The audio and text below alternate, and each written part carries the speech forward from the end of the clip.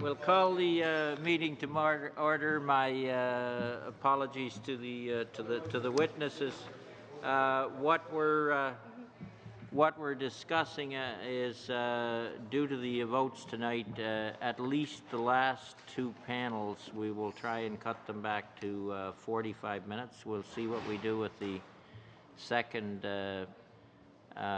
panel, which is from WED. Whether or not we can, whether or not they're here in time. Okay, with that, I welcome the Federal Economic Development Agency for Southern Ontario representatives here. As you know, we've invited you before the committee because we are pursuant to Standing Order 83-1 doing pre-budget consultations in advance of the 2017 budget. Part of our theme, or our major theme, is how do we achieve a better economic growth in Canada, and the Economic Development Agencies are a fundamental part of that. So I welcome the President, Nancy Horsman, and other representatives with you. The floor is yours, and then we'll go to questions. Bonjour, Monsieur le Président. Good afternoon, Mr. Chair and committee members. Firstly, I would like to thank you for inviting us to appear before you today representing the Federal Economic Development Agency for Southern Ontario, more commonly known as FEDEV Ontario. My name is Nancy Horsman. I am the president of the agency. I'm accompanied by my colleagues Alain Baudouin, Vice President of Policy, Performance and Partnership Management, and of Frank Lofranco, Vice President of Business, Innovation and Community Development. In 2009, with a 5-year mandate to respond to the effects of the global economic downturn in Southern Ontario. In Budget 2013, the agency was renewed for a further 5-year mandate, which ends at the end of March 2019. FedDev Ontario is headquartered in Waterloo, with offices across the region in Ottawa, Toronto, and Peterborough, employing approximately 230 full-time equivalent staff. Southern Ontario is a unique region and a key contributor to the Canadian economy. The region is home to approximately a third of Canada's population and accounts for more than a third of national employment, gross domestic product, and exports. Southern Ontario is also home to key clusters including automotive, finance, information communications technology, and life sciences, many of which are supported by incubators and accelerators. Ontario is Canada's research and development engine. Nearly half of all Canadian private sector R&D is performed in Ontario. Ontario also has the highest rate of university education attainment in the country and the largest number of colleges and universities. Nevertheless, the region has not been immune to the pressures of the changing global economy. Similar to other advanced economies, the region is undergoing a shift towards a growing service-oriented and knowledge-based economy. Many of the region's traditionally strong industries are in transition, such as manufacturing and the automotive sectors. And while economic conditions in the region have improved in recent years, ongoing challenges remain. Are meant to leverage the region's competitive advantages to address these challenges. Our core mandate is to strengthen Southern Ontario's economic capacity for innovation, entrepreneurship, and collaboration, and to promote the development of a strong and diversified Southern Ontario economy. Nos programmes et services sont bien positionnés pour appuyer les priorités du gouvernement. Programs and services are well positioned to support the Government of Canada's priorities, including Canada's innovation agenda, and to support communities in transition. FEDEV Ontario is working to help partners in the region to drive clean economic growth, support firms' ability to scale up, become more productive and access new markets, and invest in projects that create good, well-paying jobs. A number of key roles. We fund targeted projects along with other partners to stimulate the Ontario economy. We deliver national programs in our region. We provide business-related services to firms and other stakeholders. We bring together key stakeholders to improve the performance of the Ontario economy, playing a convener role. Finally, we act as a champion for the region of Southern Ontario. We were provided a budget of $920 million over our current 5-year mandate to carry out these roles. The agency's core programs are the Southern Ontario Prosperity Initiatives, the Advanced Manufacturing Fund, and the Eastern Ontario Development Program, each of which I will explain briefly. The Southern Ontario Prosperity Initiatives include 4 initiatives that cover a range of business needs in the region. Through the Investing in Business Innovation Initiative, the agency supports early-stage companies in areas such as access to capital, mentorship, and work with incubators. Through the Investing in Business Growth and Productivity Initiative, the agency helps small and medium-sized enterprises to scale up capacity, access export markets, and adopt technology to become more productive. Through the Investing in Commercialization Partnerships Initiative, the agency invests in projects that strengthen clusters and/or create innovation, always with the goal of commercializing new technologies or processes. Through the Investing in Regional Diversification Initiative, the agency supports communities to leverage their unique assets to diversify their economies, to improve competitiveness, and attract investment and jobs. Le Fonds de fabrication de pointe aide les fabricants à adopter des technologies de pointe pour renforcer leur positionnement dans les chaînes d'approvisionnement. To handle current economic challenges, incurring the loss of young people and the arrival of traditional sectors in Eastern Ontario, the EDI program has been designed, and this program promotes the development of companies, community development, and strategic communication, and is applied thanks to the involvement of various agencies plays an important role as a federal delivery agent for national programs, specifically the Community Futures Program, the Economic Development Initiative, and the Canada 150 Community Infrastructure Program. The Community Futures Program helps the small businesses that are the cornerstone of our rural communities to seize opportunity and expand through access to loans, training, and networks. The Economic Development Initiative focuses on strengthening innovation, entrepreneurship, partnerships, and diversification of economic activities in official language minority communities. In Southern Ontario, the EDI program is designed to meet the needs of Ontario's Francophone communities. The Canada 150 Community Infrastructure Program is being delivered by regional development agencies across the country to celebrate the 150th anniversary of Canada's Confederation in 2017. This national program supports the rehabilitation or improvement of existing community infrastructure. This includes projects that support Indigenous communities and promote a clean growth economy. FedDev Ontario is delivering $88.8 million of CIP 150 funding in Southern Ontario. FedDev Ontario also delivers business-related services through industrial and technological benefits activities and Canada Business Ontario, or CBO, which is part of the Canada Business Network. FedDev Ontario provides support to the Southern Ontario aerospace and defence sector and facilitates participation in Canadian defence and security procurement by leveraging opportunities under the Industrial and Technological Benefits Policy. Canada Business Ontario provides information on how to start, manage, and grow a business to people across Ontario through its online contact centre and outreach activities. La contribution de FedDev Ontario à l'obtention FedDev Ontario's contribution to achieving positive economic outcomes is realized not only through co-investing in projects and delivering services, but also acting as a convener and champion for the region. The agency convenes key regional players to seek a common vision and encourage the development of coordinated plans. And we actively promote the assets in the region.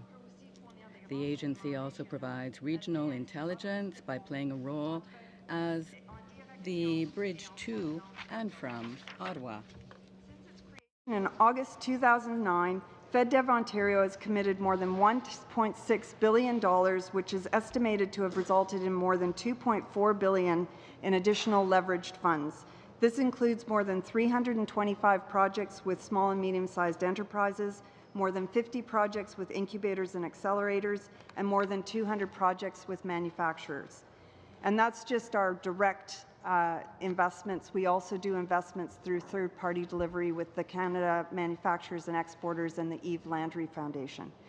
This fiscal year, FedDev Ontario is on track to fully spend its allocated program funding of $227.7 million, using $25.7 million of operating funding. For the remainder of our mandate, the agency will continue to assess proposals, deliver programs, and monitor and measure performance of its portfolio of investments. We will continue to provide business-related services and act as a convener and champion while planning for the renewal of our mandate. Pour conclure, je tiens à vous. To conclude, I would like to thank you for the opportunity to appear before the committee today, and my colleagues and I welcome any questions you may have. Thank you, Ms. Norton. Save me Googling it. What is the Yves Landry Foundation? I haven't heard of it before, to be honest. It's thank you, Mr. Chair, for the question. So it's a not-for-profit organization who is working very closely with companies and manufacturing companies to support their efforts to train and retrain the employees that companies have when they're adopting new technologies, new processes, when they're investing in machinery and equipment. So essentially it's to try to support their efforts to better integrate and increase their productivity and their competitiveness. Thank you very much. Turning to 5-minute rounds, Ms. O'Connell first. Thank you. Thank you, Mr. Chair. Thank you for your presentation. I understand the role you play in terms of working with companies, individuals to innovate, but when you see impediments to that innovation, do you also act as do you speak to the government, the minister, about those impediments? And I'll give you an example. In Pickering, in my riding, we have employment lands just north of the 407, anyone from Ontario. Certainly not rural. It's not developed yet. They're provincially owned. They're on the market for sale, designated as employment lands. We can't get internet there. How innovative can we be? How many jobs can we create when we can't get internet north of the 407? Anybody from Ontario knows that that certainly is not a rural community, so let alone the rural portion of my riding. So do you advocate when you see these types of impediments for something like that? Our role is to, as I said, to encourage entrepreneurship, innovation, and to promote a diversified and strong Southern Ontario economy.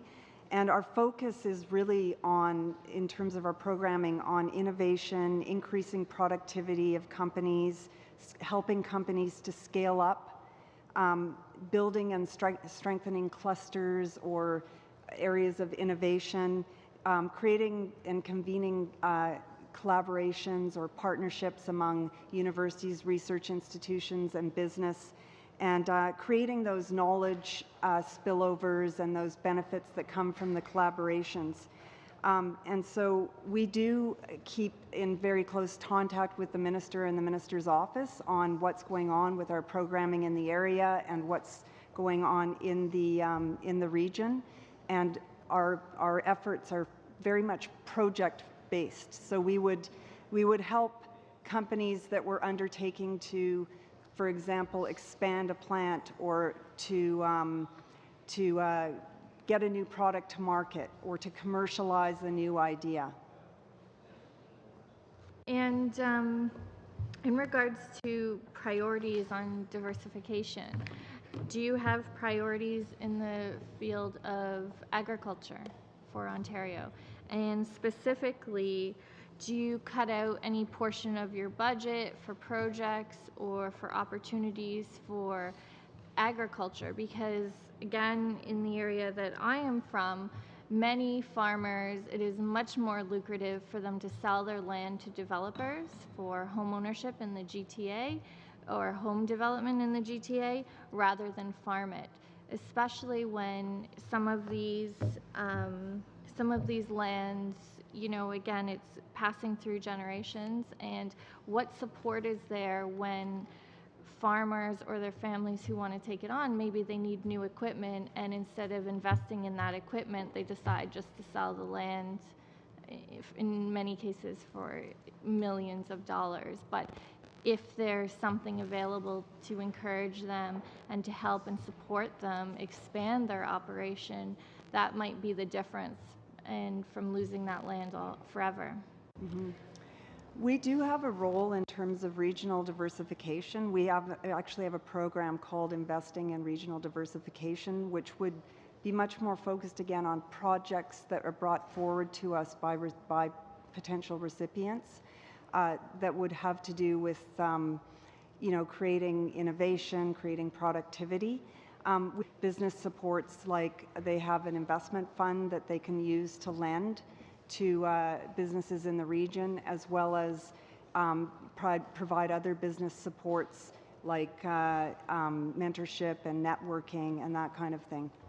Thank you. And I appreciate that these programs exist, but I guess my question was much more around of what are your goals and objectives? If you have a goal and objective to say, for example, for agriculture as part of diversification, not just manufacturing in Ontario, then it's much more than program-based. You'd be going out, seeking opportunities, and looking for these connections versus waiting for projects to come in.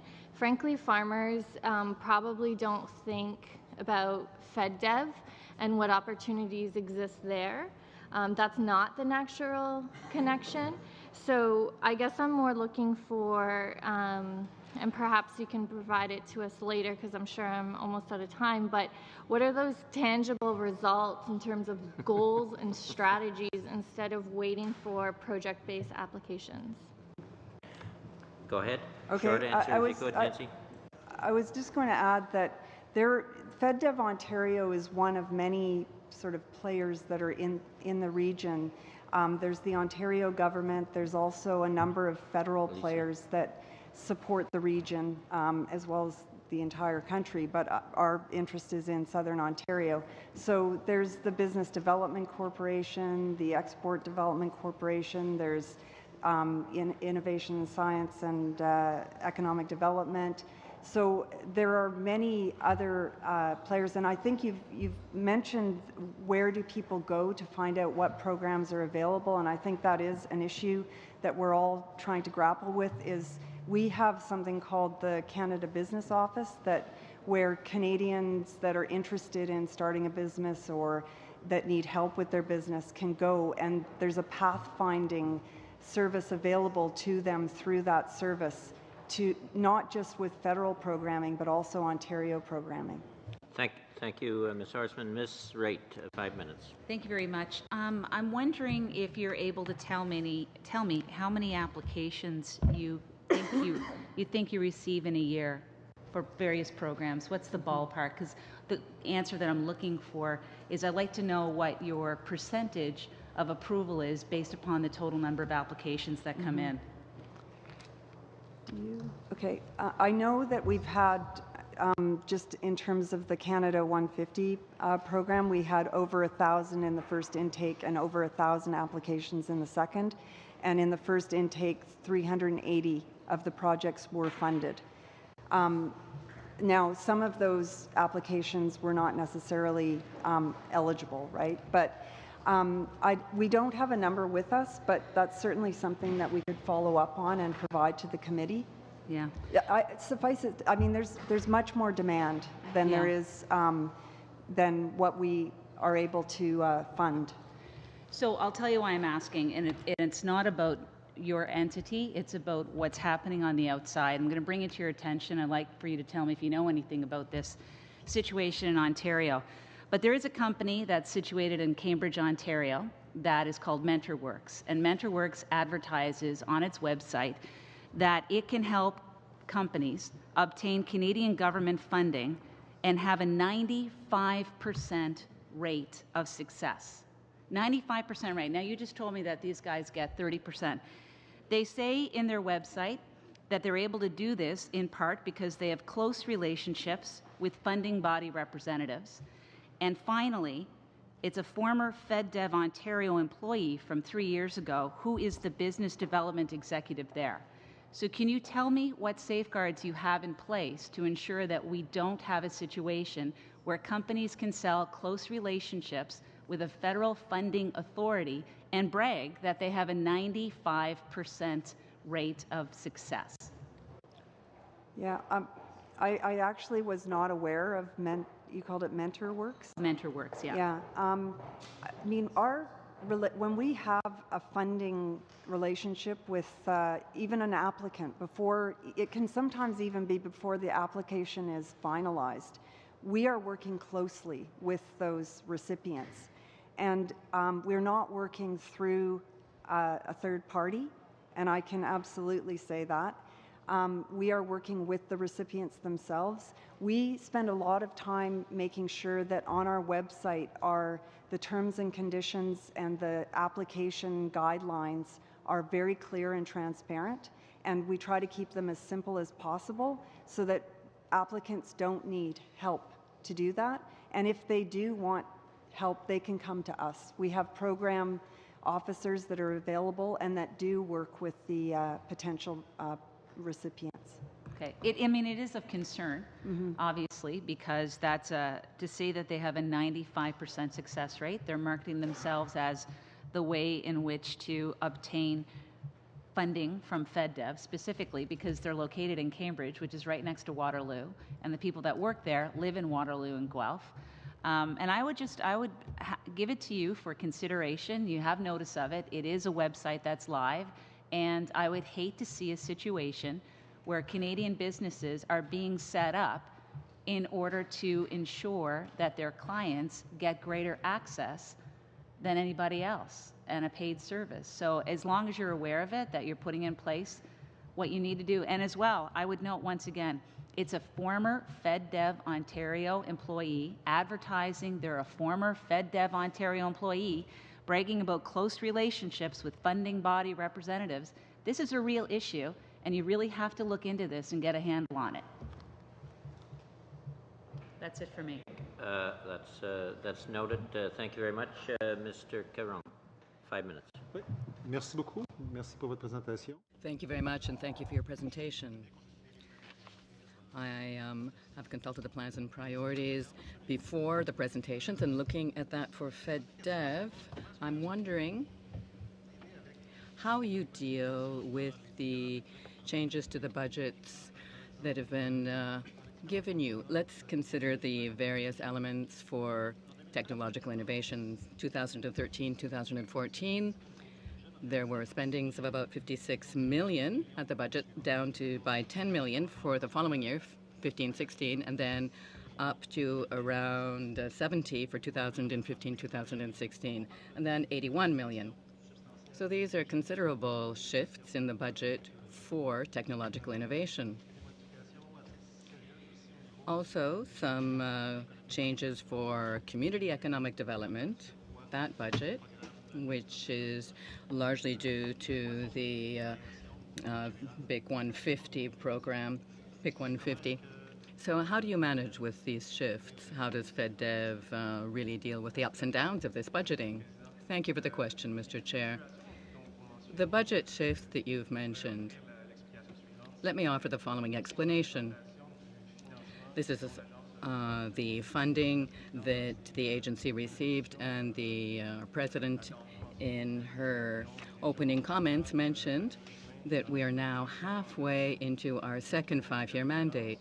So our reference year, 2013-14, was the final year of our first five-year term or budget, and we had more expenses and technology and innovation at the end of that period. As for 2014-2015, the amounts that you have referenced really speak more to the fact that we were in the first year of a second five-year period, and we had launched some new programs, mostly supporting innovation, and we had really recalibrated them based on our interactions with the various parties. So speaking to the sums actually spent rather than to the sums that were earmarked for various organizations or businesses.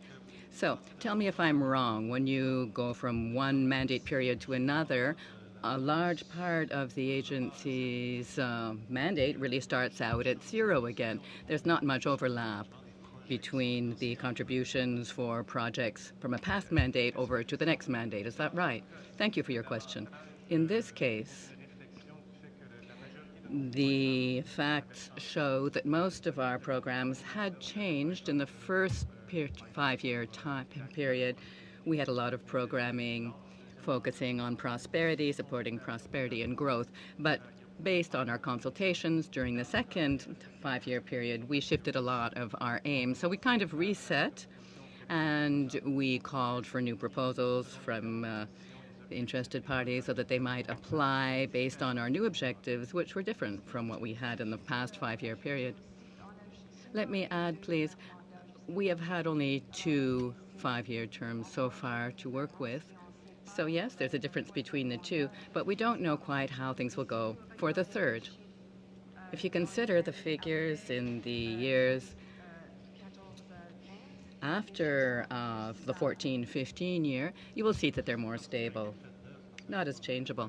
Well, this is unusual to FedDev in a sense. I haven't seen that much fluctuation in any other agency. When you look at the budget earmarked for FedDev, it's gone from 203 million to 234 million, 194 to 234. So, and then back down again to 220, and then your third mandate, I understand, would start in 2018, 2020 at 184. So, is this working for you? Is this approach viable for you? Of course, other agencies meet with the federal government, and this might be the only one where I see 5-year terms that are held to be somewhat independent one from the other. Is that right? Thank you for your question. The agency was only created in 2009. So it's a new organization, and as has been said, we're halfway through our second 5-year mandate. As for many of the other regional development agencies, they were created in 1987 and have benefited from a sustained budget. We have a 5-year budget, 920 million budget for our 5-year periods, and we work very closely with businesses to support their growth using incubators, accelerators, various groups, including our federal partners, our provincial partners, of course, as well, in order to really leverage and make best use of the funds that we have. Most of our programming is innovation-based and favors consortium creation with universities, private sectors, blending these, and really focusing on commercialization of innovation. So we have a budget for a 5-year period, and we do our best to optimize it, to leverage it to the maximum for best results, working very closely with our many partners. And thank you to our witnesses for coming today. I think a lot of the concern across the board is about the metrics to see how, if there's an actual return on investment for your budget. So your total budget, correct me if I'm wrong, is $920 million, and that was spread over the 5-year mandate. How much of that was committed on year-over-year projects before January 1st, 2016? Before January, I think it was, we actually have that number somewhere. Yeah, about 65% of our core funding was committed before then. Before, okay, 65%.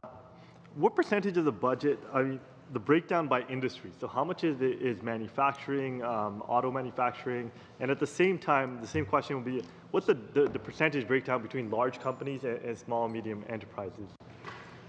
Well, with respect to the large and small, it's virtually all for small. There might be a handful of projects we've done with larger companies. Other than when we put together these consortia, we might have, say, an IBM or somebody that's part of the partnership. But in terms of the direct support, it would be almost all to small and medium-sized enterprises. And in terms of the manufacturing, do you have that? Just maybe to complement the President in terms of your question, in terms of manufacturing, the President referred to in her opening remarks, we have 201 projects. So given the importance of manufacturing in Ontario, obviously it's a key sector in which we invest. This has total, $462 million of investments since the inception of the agency, which in return is expected to leverage $1.76 billion.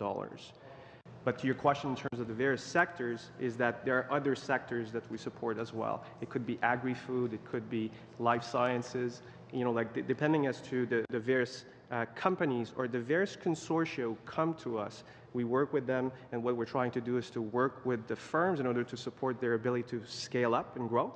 And in the case of the consortia, what we're trying to do is to leverage the innovation assets, the ecosystem that Southern Ontario has, and create those partnerships between the public and the private sector in order to, create the growth of tomorrow. $62 million, you're saying that the return on investment is $1.17 billion? The return on, it's not the return, it's in return the investments that we are leveraging from the companies themselves or from the various entities. So that's the money that they're putting into their own businesses? Exactly. Because so it's generating economic growth. Yeah, because all the programs that we have ask for some leveraging. Absolutely. Do you guys have a number for every dollar you guys invest into a corporation, how much it adds into the economy or to GDP? As I said in my opening remarks, since our inception, we've invested, I think it's $1.6 billion, and that's leveraged $2.7 billion of additional investment. Can you give me an ideal project or success story that's like your poster child for saying that FedDev Ontario, Southern Ontario needs more money? Are you interested in a firm specific or maybe a consortia? Whatever you think is appropriate. Well, in terms of, I referred to earlier some of the things that we're trying to do in leveraging the innovation ecosystem that exists in the region, and also create that type of collaboration, because part of the ability of Ontario will be the ability to create collaboration and make sure that various key players and actors are working together. There's a project called the Southern Ontario Smart Computing Innovation Platform. Some people refer to it as SOCIP. And essentially, the agency has funded this platform twice. And essentially what it tries to do is to pair academics and industry partners with advanced computing tools, softwares, equipment, and is to essentially fuel commercialization and to fuel innovation for those companies. And so the partnership and the collaboration occurs in different streams. So it could be mining, could be advanced manufacturing, could be cybersecurity. But this provides the tools for the SMEs to work with, researchers or postgraduate students. And by the way, we have approximately 15 universities in Southern Ontario who are partner as part of that. And so each of them have expertise, and they're able to work with specific companies with specific needs, which in return support these companies' ability to bring their products or their services to market much faster. And the first mover's advantage is critical. Sorry, Raj, you're out of time. And just, Ms. Horstman, just so the numbers match, I think it's committed $1.6 billion and leveraged 2.4 is what was in your original paper. That's Thank you for the correction. Not a problem. Happens to us all. Mr. McColman. Thank you, Chair, and thank you for being here. Of course, being from the heartland of an industrial community in Brantford, I know full well the transition that's happening, and we're doing pre-budget consultation, and I'm wanting your perspective on what the landscape is right now. I'll give you my take on it. The cost of doing business in Ontario is going through the roof. And it's going through the roof largely because of energy costs, electricity specifically. I've had firms come to my office and show me their bills that have doubled. They were spending $1,000 a month, now they're spending $2,000 a month of overhead costs on that. Are you finding this a factor in any of the companies that you're working with in terms of their expansion plans? Recently had a company come to me and say, we were going to expand, but we're not now. We're going to do it in our plant in Michigan instead of Ontario. Are you finding any of this kind of effect currently happening in your region? I would say, I mean, just stepping back one step from that, I would just say that, you know, Ontario is experiencing moderate growth prospects, just like most of the advanced economies in the world. But it's actually doing quite well compared to most of the provinces. And a lot of that is due to exports, robust exports. And because of strong U.S. sales of automotive parts and consumer goods. Now, there's expected to be a little bit more weakness or softness than that over the rest of this year. But the prospects in terms of economic outlook for Southern Ontario are quite positive, and private sector forecasts are forecasting a growth of 2.7% this year and 2.5% next year, which is well above the national average. So I'll just say that. But yeah.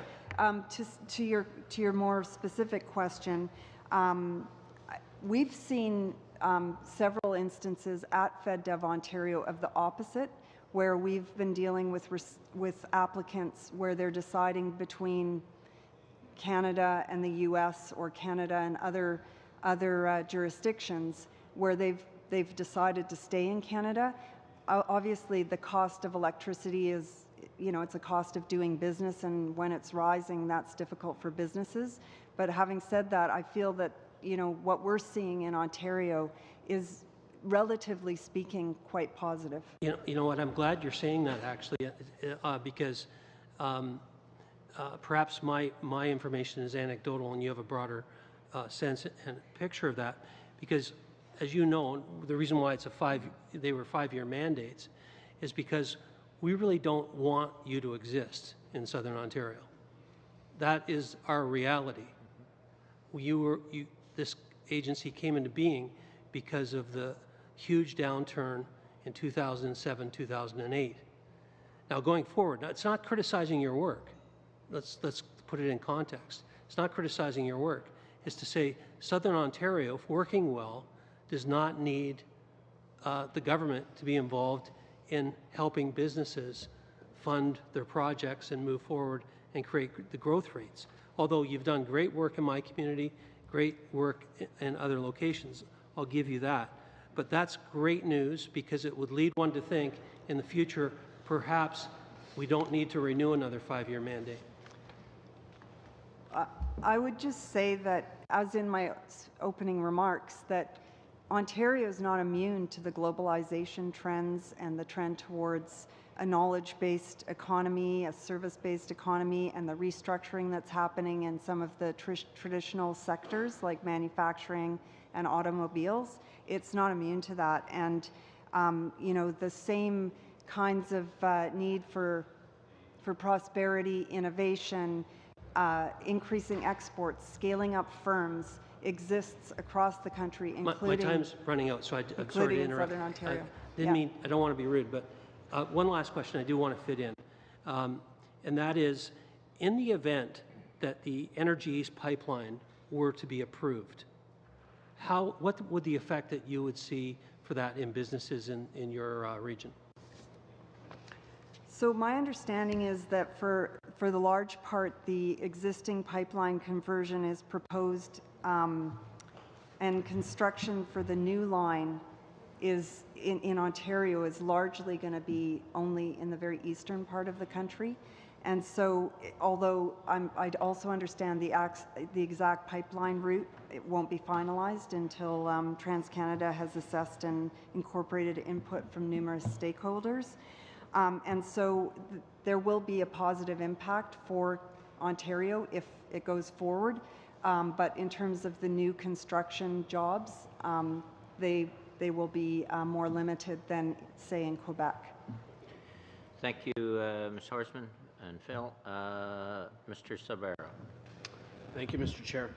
A quick question about the 920 million that will be, I'm going to say, invested over the current 5-year mandate to carry these roles. The mandate ends, sorry, and I apologize if I missed that. The last year is 18-19. So it ends March 31st, 2019. Okay, and I was present at an announcement within my riding where FedDev came and provided, I think it was a loan to a company. Forget the company, actually the company's name, but they're doing some great work and hiring some people. How is the loan portfolio doing?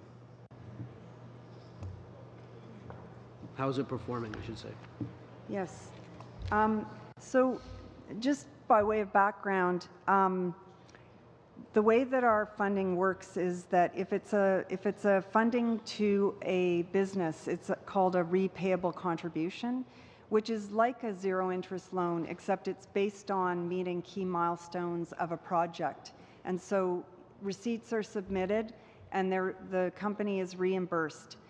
At the end of the project, they have to repay that repayable contribution. Because we're such a young agency, many of the projects are not in repayment, the repayment zone right now. And so we have a repayable, I do have that somewhere, and I can provide it to you later. We do have a repayable inventory or a portfolio with very, very low in terms of write-offs. And I can provide that information to you. So I'm quite cognizant this is, we are dealing with taxpayer dollars. On page 2 of your opening remarks, and I would love to get some color in how this is performed. It says the Southern Ontario Prosperity Initiatives include 4 initiatives that cover a broad range of business needs in the region. Can you give me some color in terms of the commercialization partnerships initiative? Because we do hear in Canada that we have great innovators and great researchers, but there's sometimes a vacuum in terms of the commercialization aspect. So if you can provide some color on what you're seeing on the ground in Southern Ontario with respect to that, that'd be great. Well, maybe I'll just start by Alain is our big champion of commercialization, but I'm just going to jump in here for a minute and talk about the Southern Ontario Water Consortium, which is, I think, a really good example where universities came together with the private sector, municipalities, to provide a place for the testing and validation of water treatment technologies, wastewater treatment technologies. So it actually provides a true municipal, real landscape for a small or medium-sized enterprise to take an idea and test it in a true wastewater environment. And FedDev Ontario was one of the funders of that project. And what's great about it is just bringing all of those partners together and making those commercialization opportunities possible. I don't know, Alain, if you had another example? That was a very good point. Building on the example I used earlier on the Southern Ontario Smart Computing Platform is another one. Recently, Minister Baines as well announced the creation of a new Fraunhofer Institute at McMaster University, which is focused on bioengineering and advanced manufacturing, which is, again, how is it that we could bring the various partners together from academia, in that case, Fraunhofer Institute coming from Germany, working with the private sector and accelerating the commercialization of very specific, health solutions and devices, which will help, those companies be in a position to sell not only in Canada, but globally as well. So we see a lot of appetite on the ground in terms of that partnerships between the private sector and those consortia in order to, have that collaboration. And I have a very simple, very quick question. because you're on the ground and you're getting that granular detail from firms, one of the things that I've heard in the region I'm from, in York region and surrounding area, is a thing that really isn't touched by the federal government, but it impacts development in terms of development charges that are imposed by the region. Have you heard from any of your clients or entities down there on development charges maybe being a headwind in terms of manufacturing activity in Southern Ontario? I have not. Oh, can I just say, though, our write-off rate is less than 5%.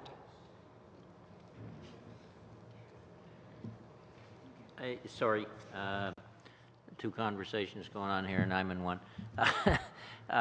We will probably leave it there because I do have one thing I want to follow up on, and I guess I'd put it this way. It relates to the question that Ms. O'Connell asked earlier on broadband. And as I've said to some other regional development agents, we are the Finance Committee. We will be making recommendations to the government. And I think I can honestly say in this town, when there's an announcement in the House, actually in this bubble, people think it actually always happens, and one area is broadband. I remember Brian Tobin announcing it. I remember John Manley announcing it. I remember this government announcing it, and we announced it again. But the reality out there in an awful lot of places is we don't have broadband. It affects my ability or our ability in Prince Edward Island to attract businesses, even to attract young people in. Is that, so I'd phrase the question a different way than maybe Jen did. If broadband was accessible at the speeds that it should be accessible at, would it make a difference in terms of businesses in the area in which you operate?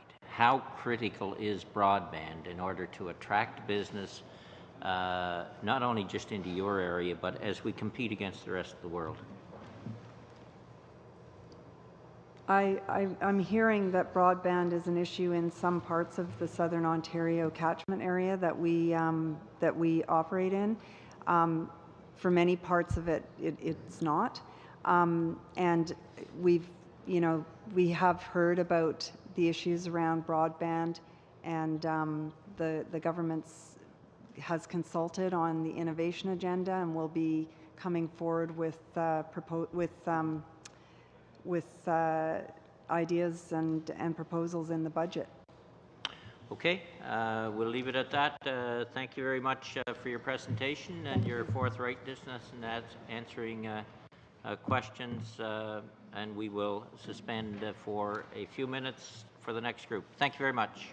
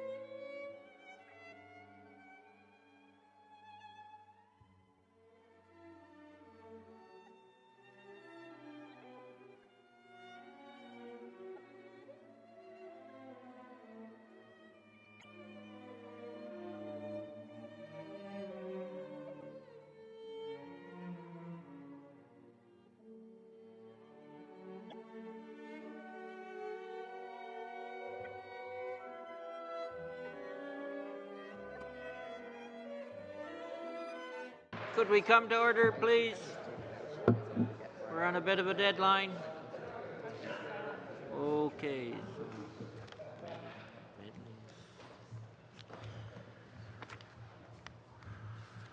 Okay, welcome to Western Economic Diversification and the Acting Assistant Deputy Minister for the Saskatchewan region, Mr. Zielinski. I believe we've seen Mr. Meddings before. I think we're going to see him 4 times this week. And Ms. Lang, Director, Policy, Planning and External Relations. Welcome, and the floor is yours, Mr. Zielinski.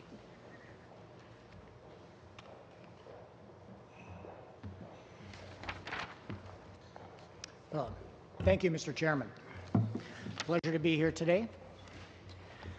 And good afternoon. My name is Doug Zielinski. I am the Acting Assistant Deputy Minister for Western Economic Diversification, Regional Office in Saskatchewan.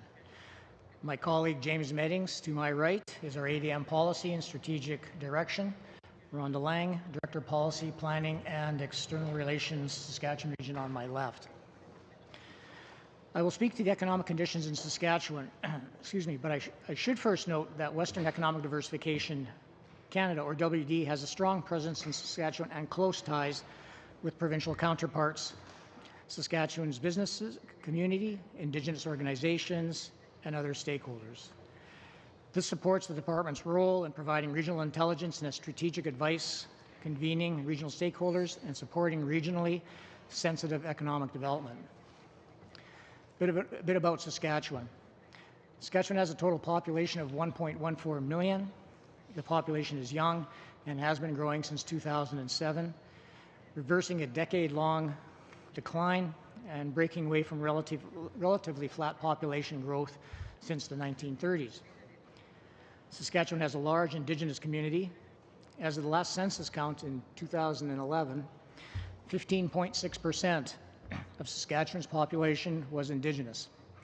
And First Nations children aged 14 and under represent 1/5 of all children in the province. Saskatchewan has a diverse range of natural resource endowments, including oil and gas, potash, and uranium. Saskatchewan is also Canada's largest agri-food producer. Natural resources are key economic drivers. The province's largest industry is the oil and gas sector, which accounts for roughly 15% of Saskatchewan's GDP. Collectively, primary resource production accounts for roughly 27% of the province's real GDP, which totaled $58.5 billion in 2015. Saskatchewan has undergone significant changes in the past decade. Until recently, Saskatchewan was enjoying particularly strong economic growth due to a commodity boom starting around 2002. This was related to rapid industrialization in China and other developing countries, which increased demand for raw materials and Saskatchewan's resources. A number of factors, including slowing growth in China and other emerging economies and strong global supply, have since put downward pressure on the price of a number of key commodities for Saskatchewan, including oil and potash. Lower commodity prices pose a real challenge for Saskatchewan. In 2015, Saskatchewan's real GDP declined by 1.4%, largely as a result of low oil prices. From 2014 to 15, capital expenditures fell 17.3%, with the largest decreases occurring in the mining, oil, and gas sectors.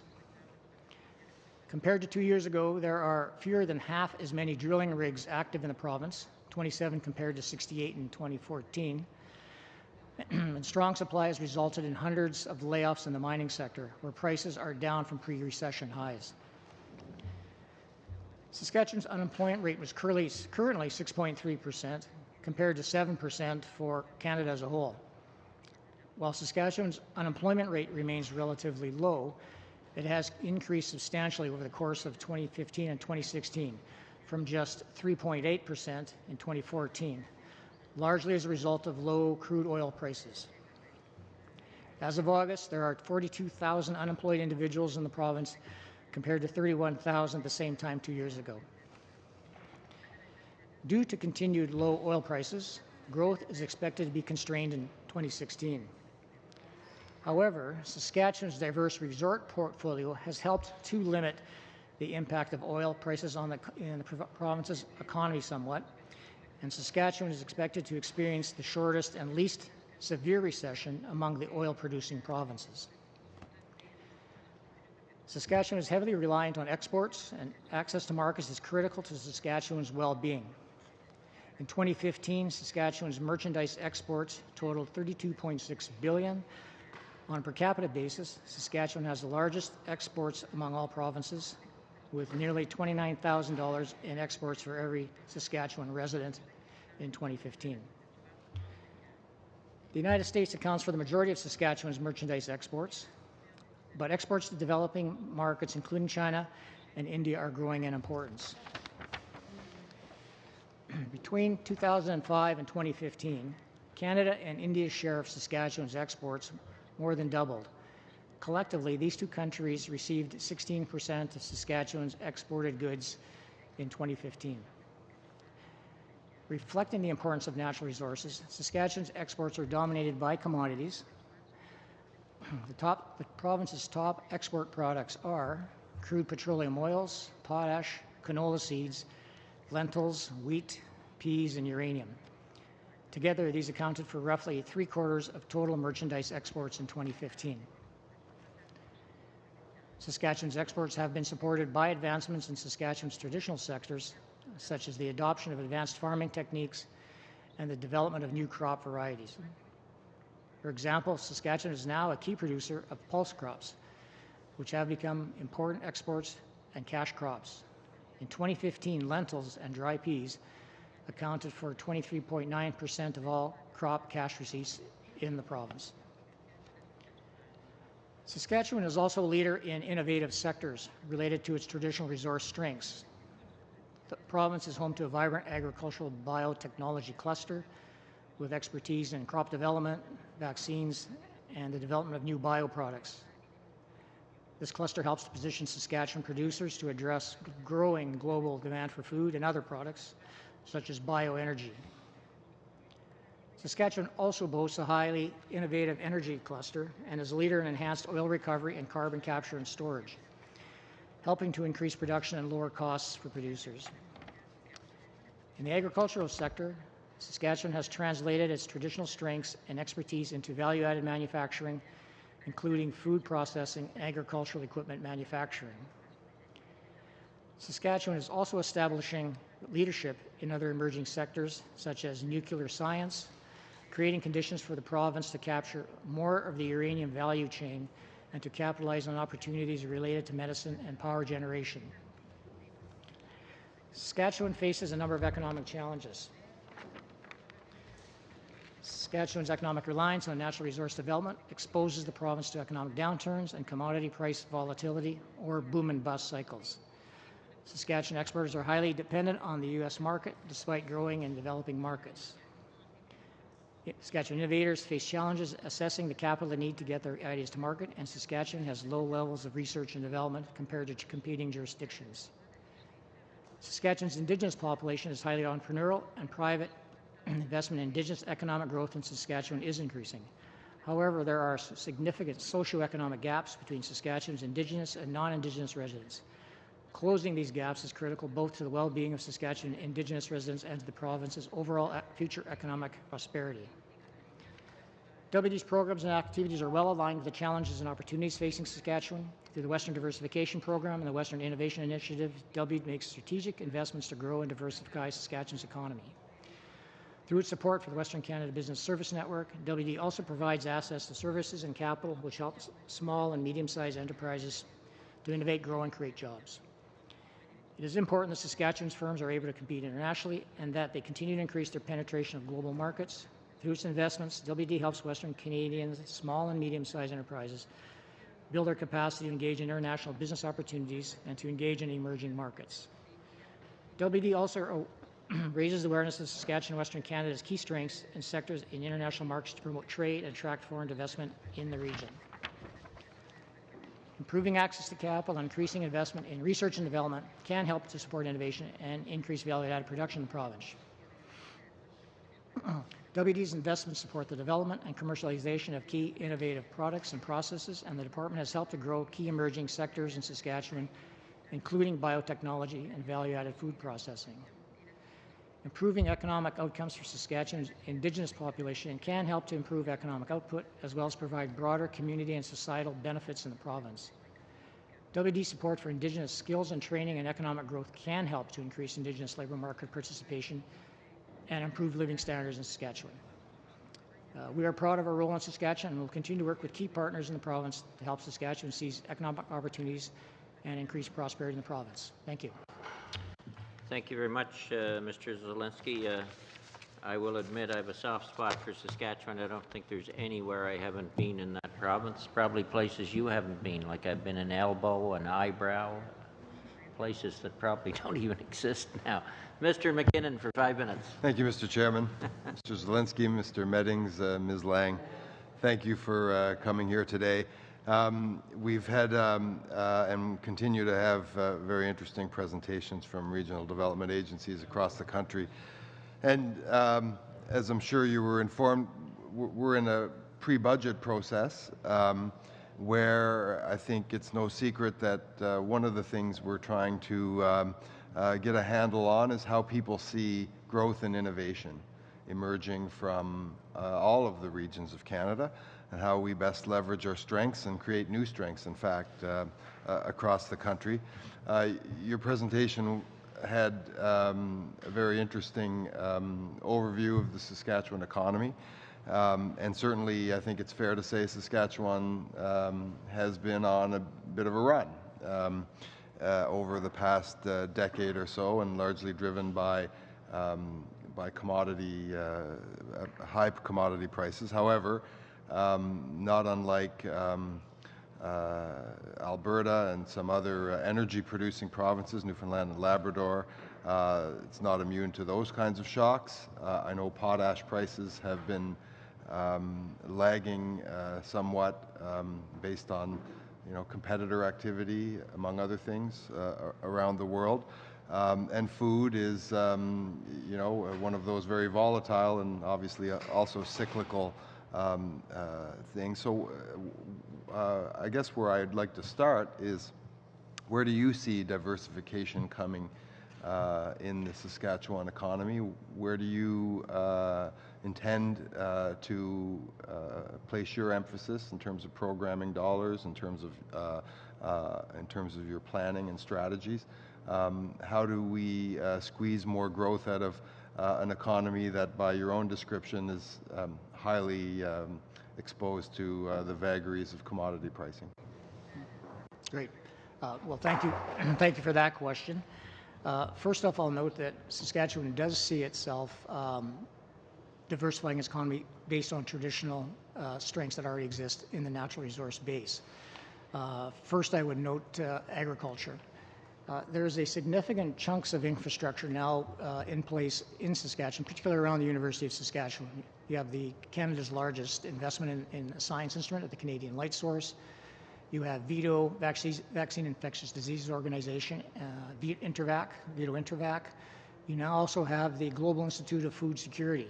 And that institute itself is also propped up by $35 million, I believe, or $25 million from Potash Corp of Saskatchewan, and to invest in companies, really, to do things in the ag bio sector.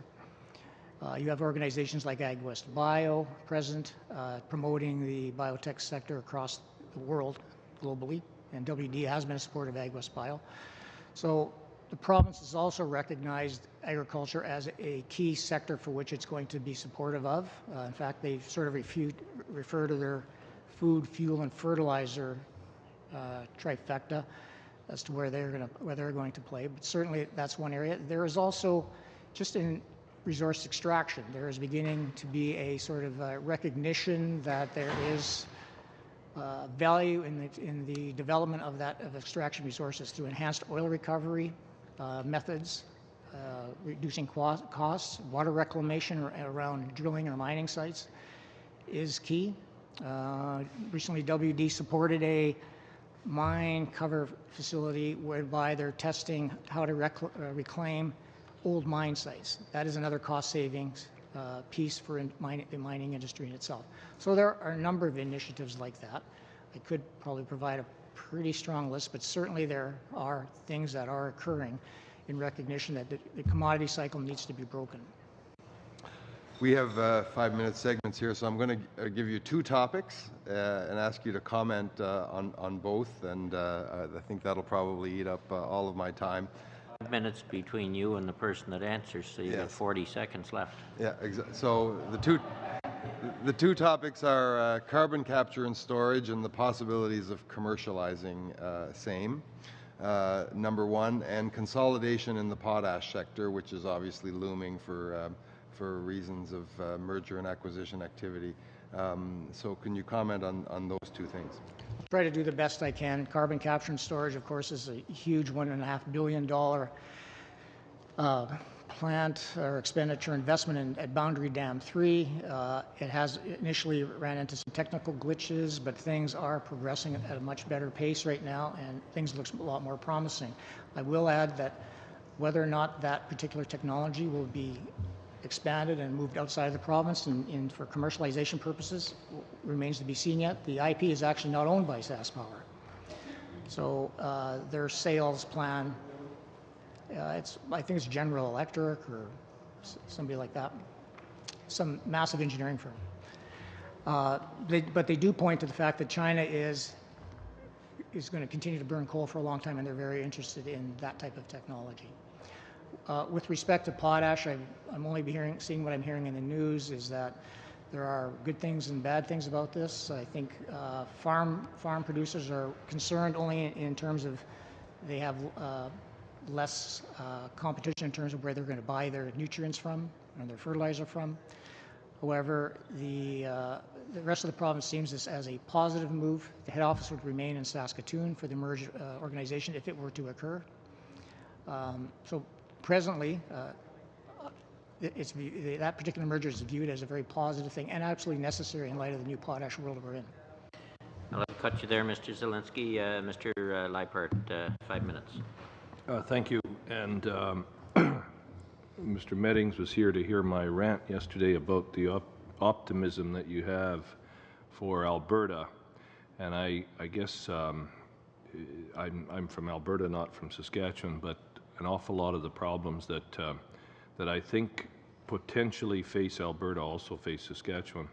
We've had a really good run for the last half dozen years in agriculture, and just a drought or something that could impact that would have a significant effect on the economy of Saskatchewan, because I think we all agree that the commodity prices, there's varying views on where they're going to go, but I think we all sort of agree it's going to be a slower climb back up than we had hoped. So I'd just like to get your sense of what would happen in the event that we had a major hit to the agriculture sector of Saskatchewan, and whether that would, what kind, if you've done any sort of reviews of what that would result in for the economy of Saskatchewan next year.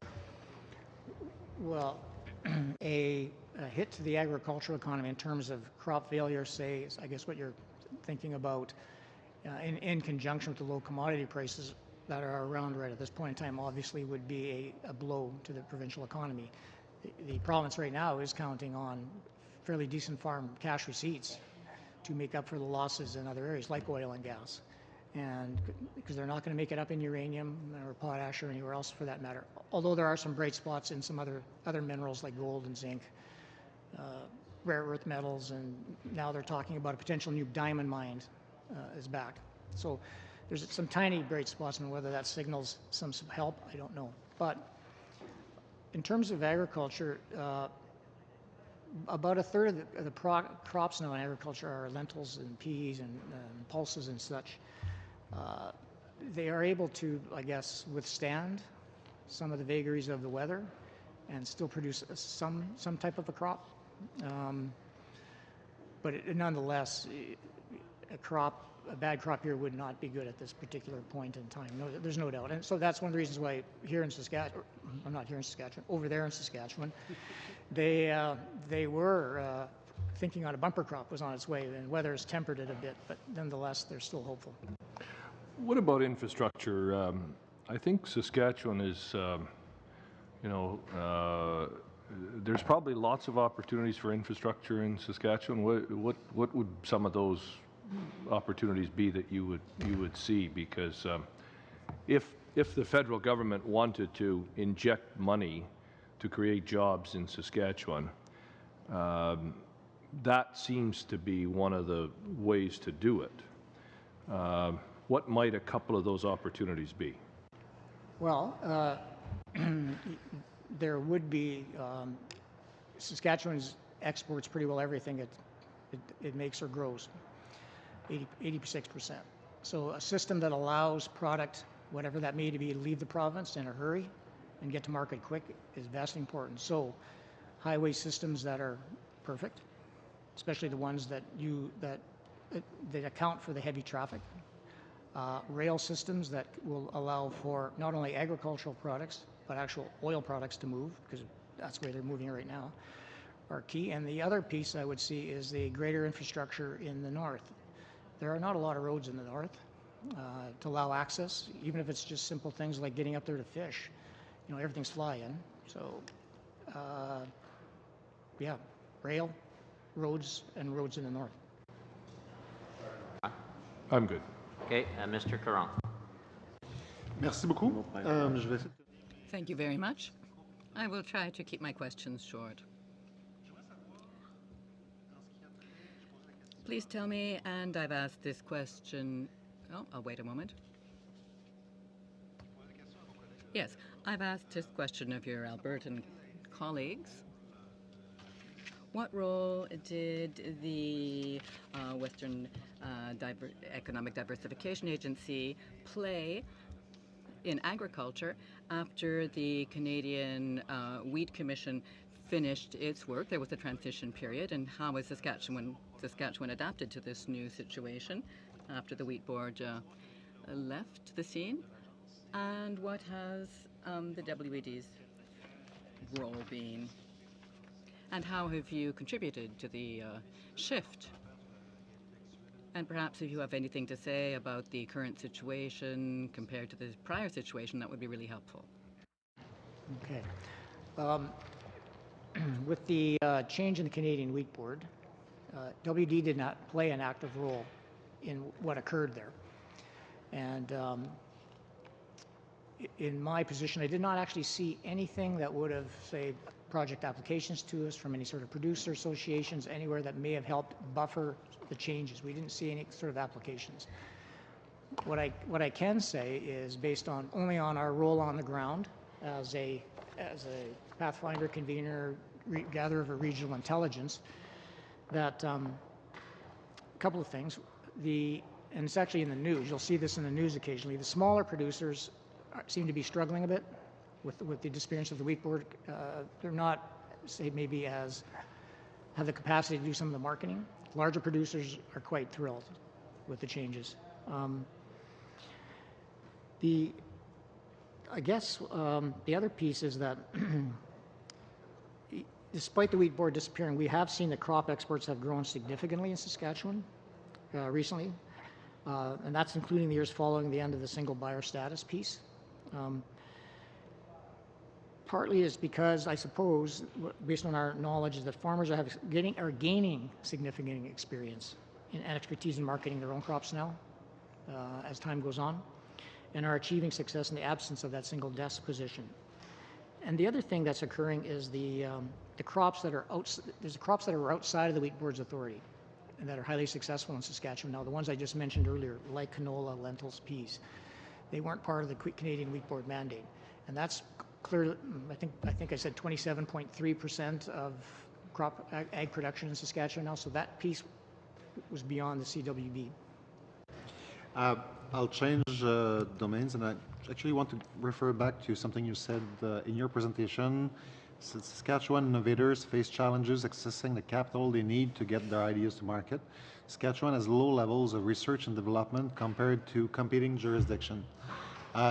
This actually brings forth the fact that Canada has probably one of the worst records in terms of venture capital investments in the OECD.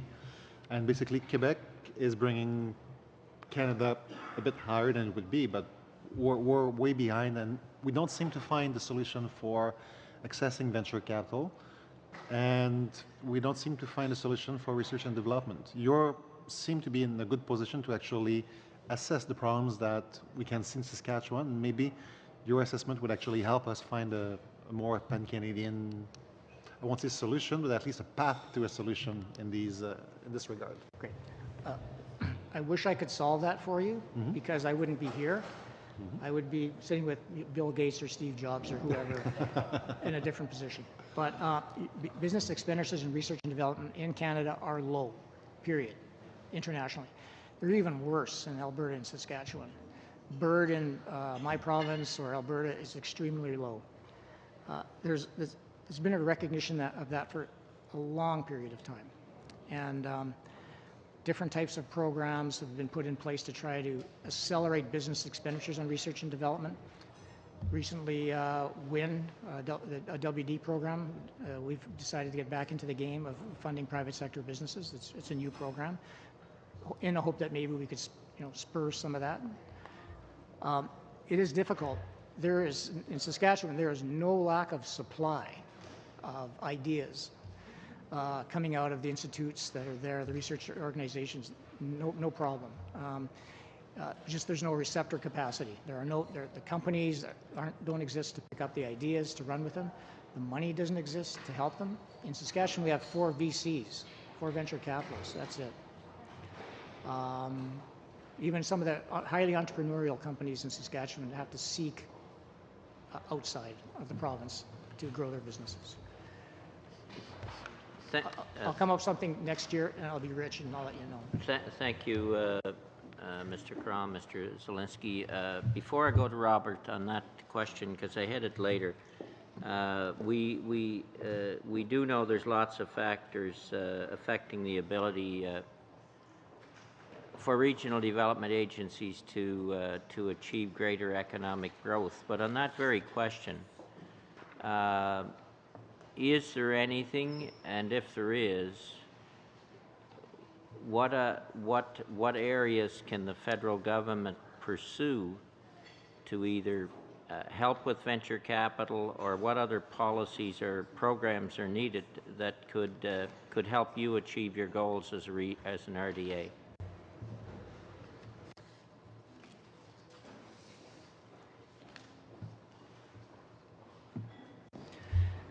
James was just mentioning something that we talk about often, partly because what we see with our programming is way oversubscribed, very oversubscribed, and in both of our programs, WIN and WDP. But on the WIN side, in particular, which is also very oversubscribed, the types of technologies come forward. What we're seeing is the need for patient capital. Even our WIN program has timelines, 3 years to commercialization, and depending on which sectors you're wanting to invest in, 3 years is not a long time. Patient capital is very important to achieve some of those commercialization results that you're talking about. That's a good suggestion, Mr. Ouellette. Thank you, Mr. Chair. Thank you, Mr. Zielinski. I really appreciate you coming here today. I was just wondering if you could just give me an idea of how many Indigenous companies or projects you fund over the last number of years. I can do that.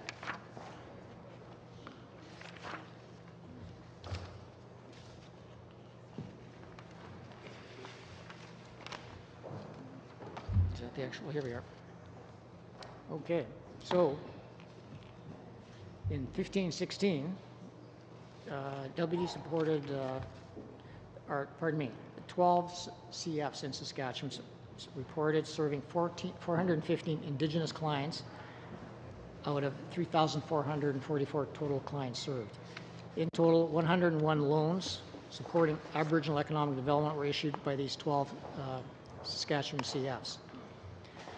In 15-16 as well, the Aboriginal Business Service Network, funded by WD, reported the following results: 113 businesses created, maintained, or expanded, 64 jobs created or maintained, 62 business training sessions, and 163 participants were involved in that. I was just wondering if you knew how many of those businesses were on like a reserve or an urban reserve. Sorry, very specific questions, because we have there's an issue in Manitoba with urban reserves. It seems we have difficulty getting them established through ANSI or INAC, and I'd like to know if Western Development, the agency, was able to partner and develop these on urban reserves. That's an piece of information I don't have, which I can get because I just finished reading it. Okay. The reason I remember that is because it talked about off-reserve businesses tend to be more successful than on-reserve businesses, and I don't recall the reasons, but I just read that last night, so I'm pretty sure I can find you that information. Okay, perfect. And I was just also wondering if you offer to other companies that might be dealing with Indigenous populations various services to explain, perhaps laws or constitutional requirements, consultation, and other things like that. Because I know you also offer a lot of services as well, right? Right. We do offer pathfinding, convening services to all businesses. We do put an Indigenous lens on a lot of what we do. There's no doubt about it. With the new government's emphasis on Indigenous economic growth, we're having a very closer look at that. I do have some other numbers here that speak to our other programs. WD has provided $10 million in support of 9 Indigenous economic growth projects since 2013. These projects supported Indigenous skills training, business development, entrepreneurship, and clean technology. WD prioritized the development of the Indigenous and Northern communities in Saskatchewan with funds from the Canada 150 Community Infrastructure Program, C-150. About 1 in 6 projects approved under the first intake of C-150 were Indigenous and Northern communities in Saskatchewan. Also, what else do I have here? We do also work, of course, in signatory of the Strategic Partnerships Initiative as well. I was just wondering, because you mentioned training programs, and we seem to be doing a lot of training of Aboriginal people for various things. I was wondering if you could get more specific numbers, perhaps at a later date, about actual companies that were founded that led to long-term jobs or is leading to long-term jobs, because at the end of the day, I think that's what we want in these communities. We want we want people to have employment in some long-term fashion. And doing a training program is very valuable and noble. Education is a noble endeavor, but at some point, you need that money coming in, and you need people going out there and able to make some of that money to support their families. I guess at a later date, I'd like to get some more information. And I was just wondering, what really, in your opinion, stops investment in Indigenous communities? What's some of the, perhaps some of the challenges that you've discovered? Okay. Let me where to begin. We will get you the information that you're asking for. I can also add, James just passed me, another indicator.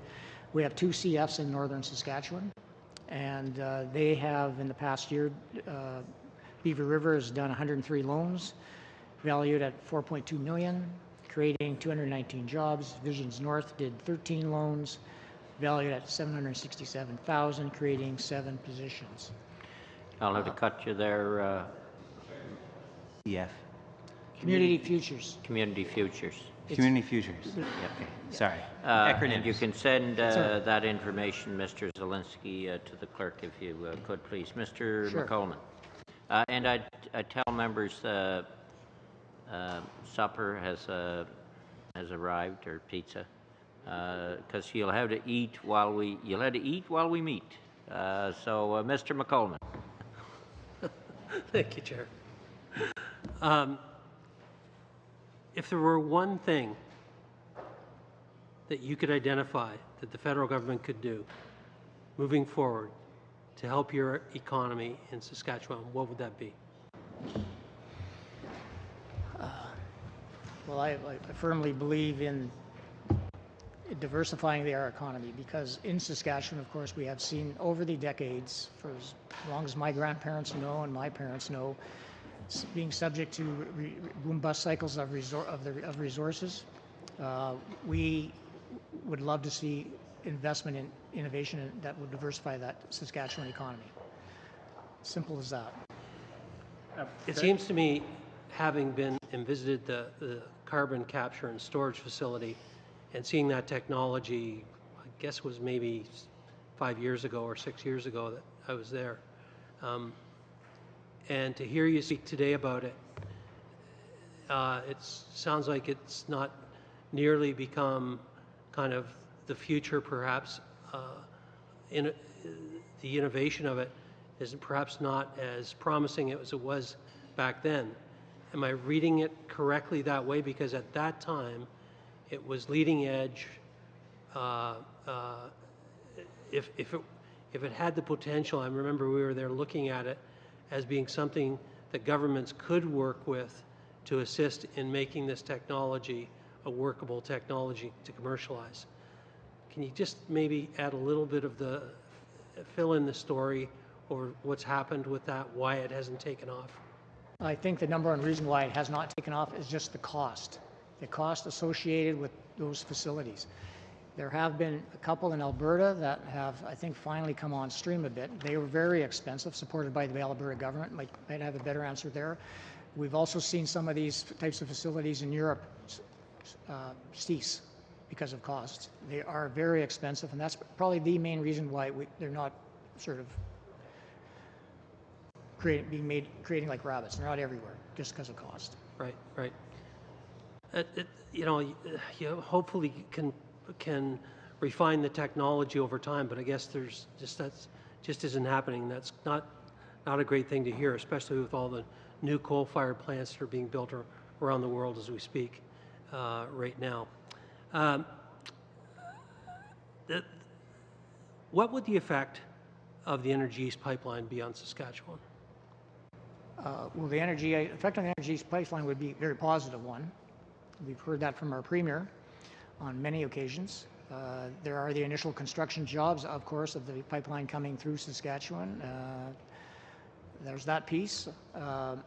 Just the ability to get more oil, whether it's from the oil sands or from the heavy oil fields of Saskatchewan or out of the Bakken to the east, it is an economic boom to the Saskatchewan. So it's a big win if it is approved. If I'm reading all the numbers I see out of the province, it's a big win. Thank you. Thank you.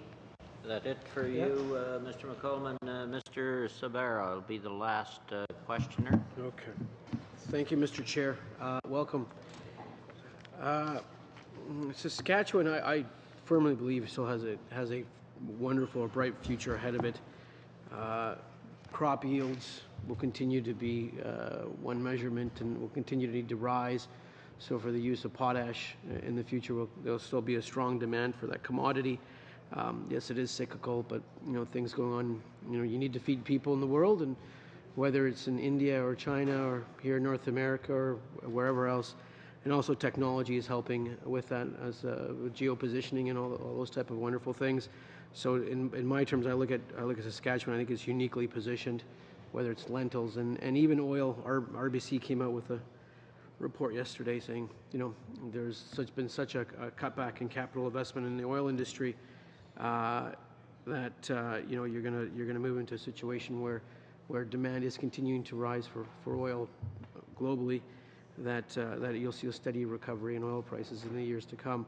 It may not go to where it was prior to, because I think that was a personal opinion, a self-induced bubble from quantitative easing and all the money that went into the liquidity that went into commodity funds.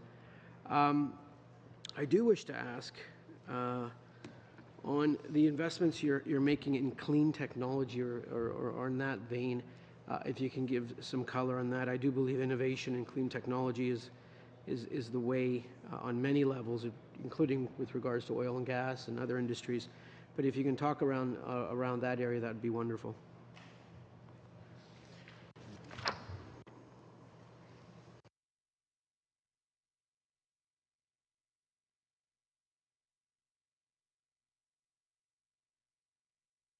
Thanks. As James was just pointing out, WD is committed to doubling our expenditures on clean technology. In our case, in our wind fund, that's an extra $25 million that will be devoted to expenditures in clean technologies across the West. So there's that piece, and that is being done just as you said, in the belief that there are opportunities in clean technology for diversifying the future economy across the West. I've just got some other statistics here. In 13, or since 2013, WD has provided Saskatchewan $11.1 million in support of 9 clean technology projects in Saskatchewan, and these projects have leveraged a further $21.6 million from other investors. I'll give you an example of one that I kind of like. It's 2013 again. It was a small project of $300,000 to the First Nations Power Authority to develop small-scale and off-grid renewable power generation technologies. That was actually in partnership with Sask Power and General Dynamics, Lockheed Martin. So it is recognized as the right thing to do. Okay. Could I just add that? Please. In terms of the 25 million, what that was is in the budget, there was an expectation that regional development agencies as a collectivity would double their investments in clean tech. So from a baseline in 15-16 of just under 50 million to 100 million. WD with a relatively small budget in comparison, and across if you add the envelope of all the RDAs together, we have less than 13% of the funding. But we are big and responding to the strengths of clean tech across Western Canada. So in 16-17, we think we'll be able to identify some $25 million in clean tech projects, which is a quarter of the $100 million commitment. That was the point we were trying to get across. So the West is well positioned to engage in what we think is a strong clean tech sector, if you call it a sector. And of course, investments in clean tech can actually overlap many sectors in Western Canada in terms of efficiency. Mr. Chair, I'm finished. Okay. Does anyone have one quick question they want to answer, or Mr. Raj? Go ahead. Thank you, Mr. Chair. Thank you for attending today. When you gave your opening statement, you spoke about your relationship, Saskatchewan's trade with India. And I know that Saskatchewan is a big producer of lentils and canola oil and stuff like that. What's the biggest single thing the federal government could do to enhance that trade relationship? Because that's a massive market, and you mentioned that getting exports to market would really, really benefit the economy there. Well, simply, I guess Saskatchewan would just need further sort of support from Global Affairs Canada, for example, making the right connections, introducing the companies to the right people or to the other right companies, just helping do those pathfinding, convening roles would be of a great help. There are some really highly successful producers who are doing that already, but there are other people in the game, as I understand it, who are looking for that level of support. Saskatchewan or your department or any of the other economic agencies gone out there to build relationships on the ground? Because 16% of your export market's pretty big. Right. Yeah. WD has not. Okay. WD has not. This is in conversation with companies that we've had who are out there. For example, there's a particular product. Saskatchewan is the largest importer of a particular foodstuffs into, is it Mumbai? They're by far, for example. And that was created, as I understand it, by some personal connections being developed through Global Affairs Canada, with some people on the ground in Saskatchewan. So we don't have a dedicated program to trade and investment and to market expansion. But we do receive projects and proposals from time to time in and around helping SMEs get to international markets, international shows. Not in the specific example or question that you're asking, but in other areas we have done it. But it's small in the overall distribution of our funding. Thank you. Thank you. So you're telling me, like I do know, ACOA does trade missions. You don't do that as WD. We haven't. No. No dedicated program in that area. No funds that we. So funds we take in support in those areas, which is only a small number of projects, come off the funds we could be directing to other priorities. So maybe we need to be looking at Team Canada trade missions or some such thing again. Okay, thank you. I will say one thing about the regional development agencies having each of you before is I think we're all gaining a better understanding of the country as a whole in terms of some of the things that are happening across the country. So I think that's good. Thank all three of you, Mr. Zelensky, for your presentation.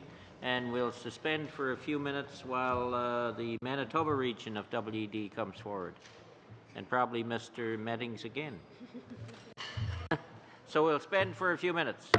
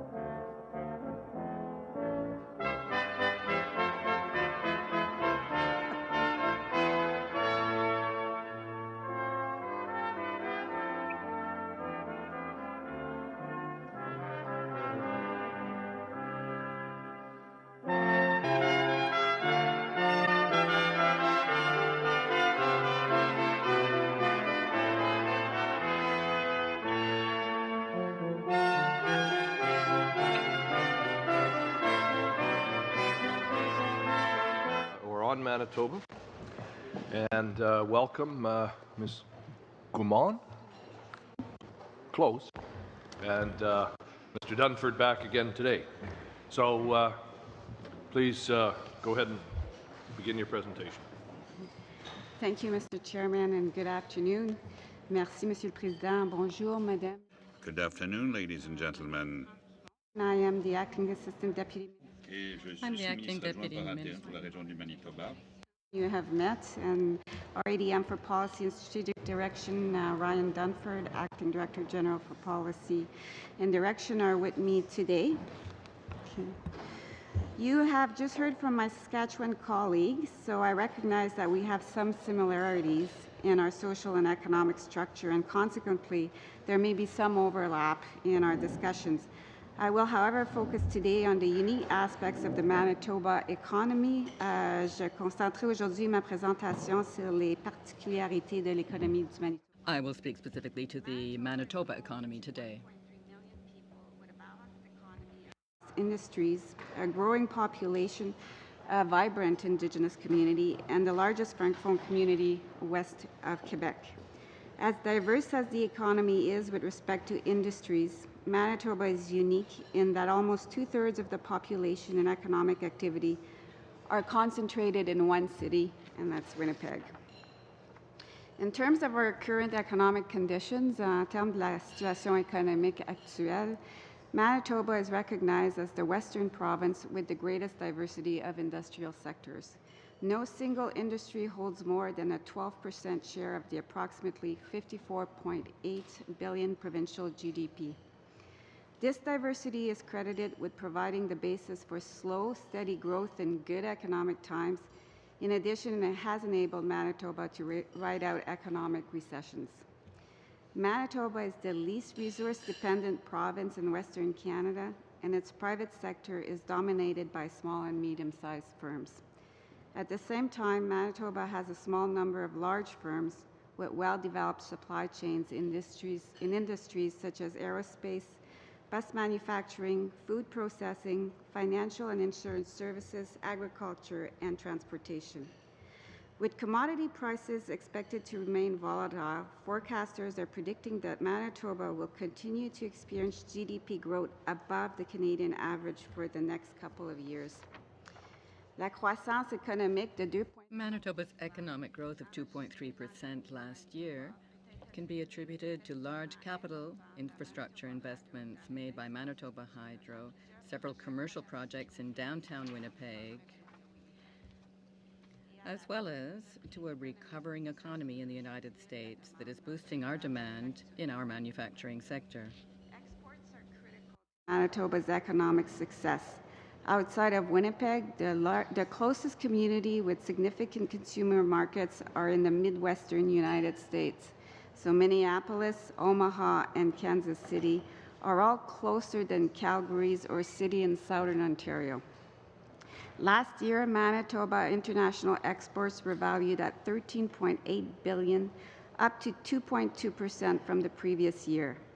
Manitoba's key export markets include the United States, China, and Japan, but the province is equally reliant on interprovincial trade, with most of the goods produced heading to Alberta or Ontario. Manitoba had the best employment growth at 1.5% and one of the lowest unemployment rates, 5.6% in the country last year. This is the first time in decades that Manitoba has seen employment growth that led the country. With respect to the current socioeconomic challenges in Manitoba, par rapport du défi socio-économique. So with respect to these current socioeconomic challenges in Manitoba, output and employment growth, the province faces many socio-economic challenges.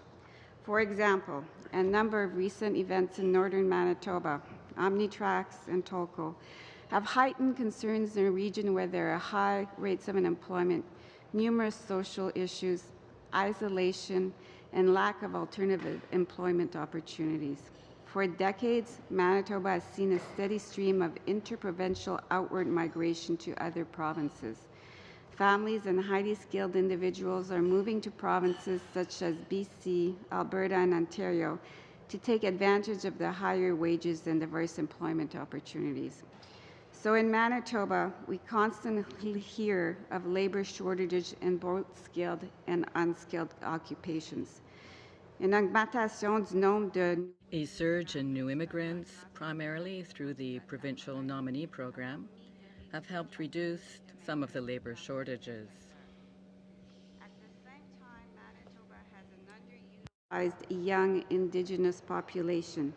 The median age for the provincial population is 38.4 years, while it's only 24.4 for Indigenous population. By 2026, it is projected that 1 in 5 Manitoba workers will be Indigenous. Therefore, the integration of Manitoba's Indigenous community into the workforce is key to the long-term prosperity in the province. Manitoba innovators also face challenges when accessing capital. Investments required to grow beyond medium size are difficult to attract.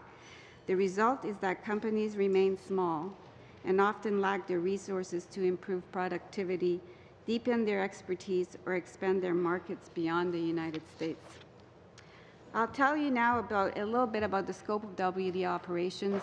Alors, un petit peu sur la portée des activités de DO Manitoba. About the scope of WD operations in Manitoba. Interests of Western Canada. We achieved this partly through the Western Diversification Program. We strategically operate under 4 priorities: innovation, trade and investment, Indigenous economic growth, and federal defense procurement. Through our Western Innovation Initiative, we are making a small but significant contribution helping small medium enterprises commercialize to get their ideas to market. Par l'intermédiaire du réseau de services aux entreprises. We support rural development projects and entrepreneurs, including women, Indigenous peoples, Francophones, and persons with disabilities through the Western Canada Business Development Network. A number of programs and initiatives outside of our core funding. For example, in Manitoba, we're currently delivering on a number of federal budget commitments, such as the Canada 150 Infrastructure Program. One of our strengths is our ability to convene and partner with key stakeholders on a number of issues.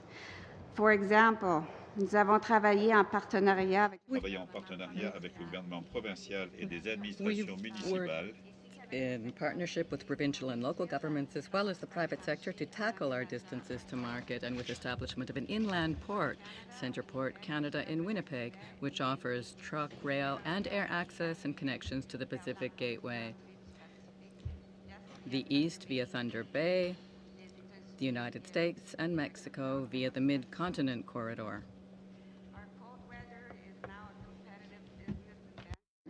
We have worked with key aerospace companies to establish 2 cold weather testing facilities, one in Thompson and the other in Winnipeg.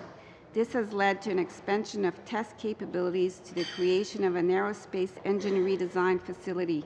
GE Aviation, Standard Aero, Rolls-Royce, and Pratt & Whitney have made significant investments in the province, and along with our post-secondary education, research, and local business partners, developed expertise here that's unique in North America.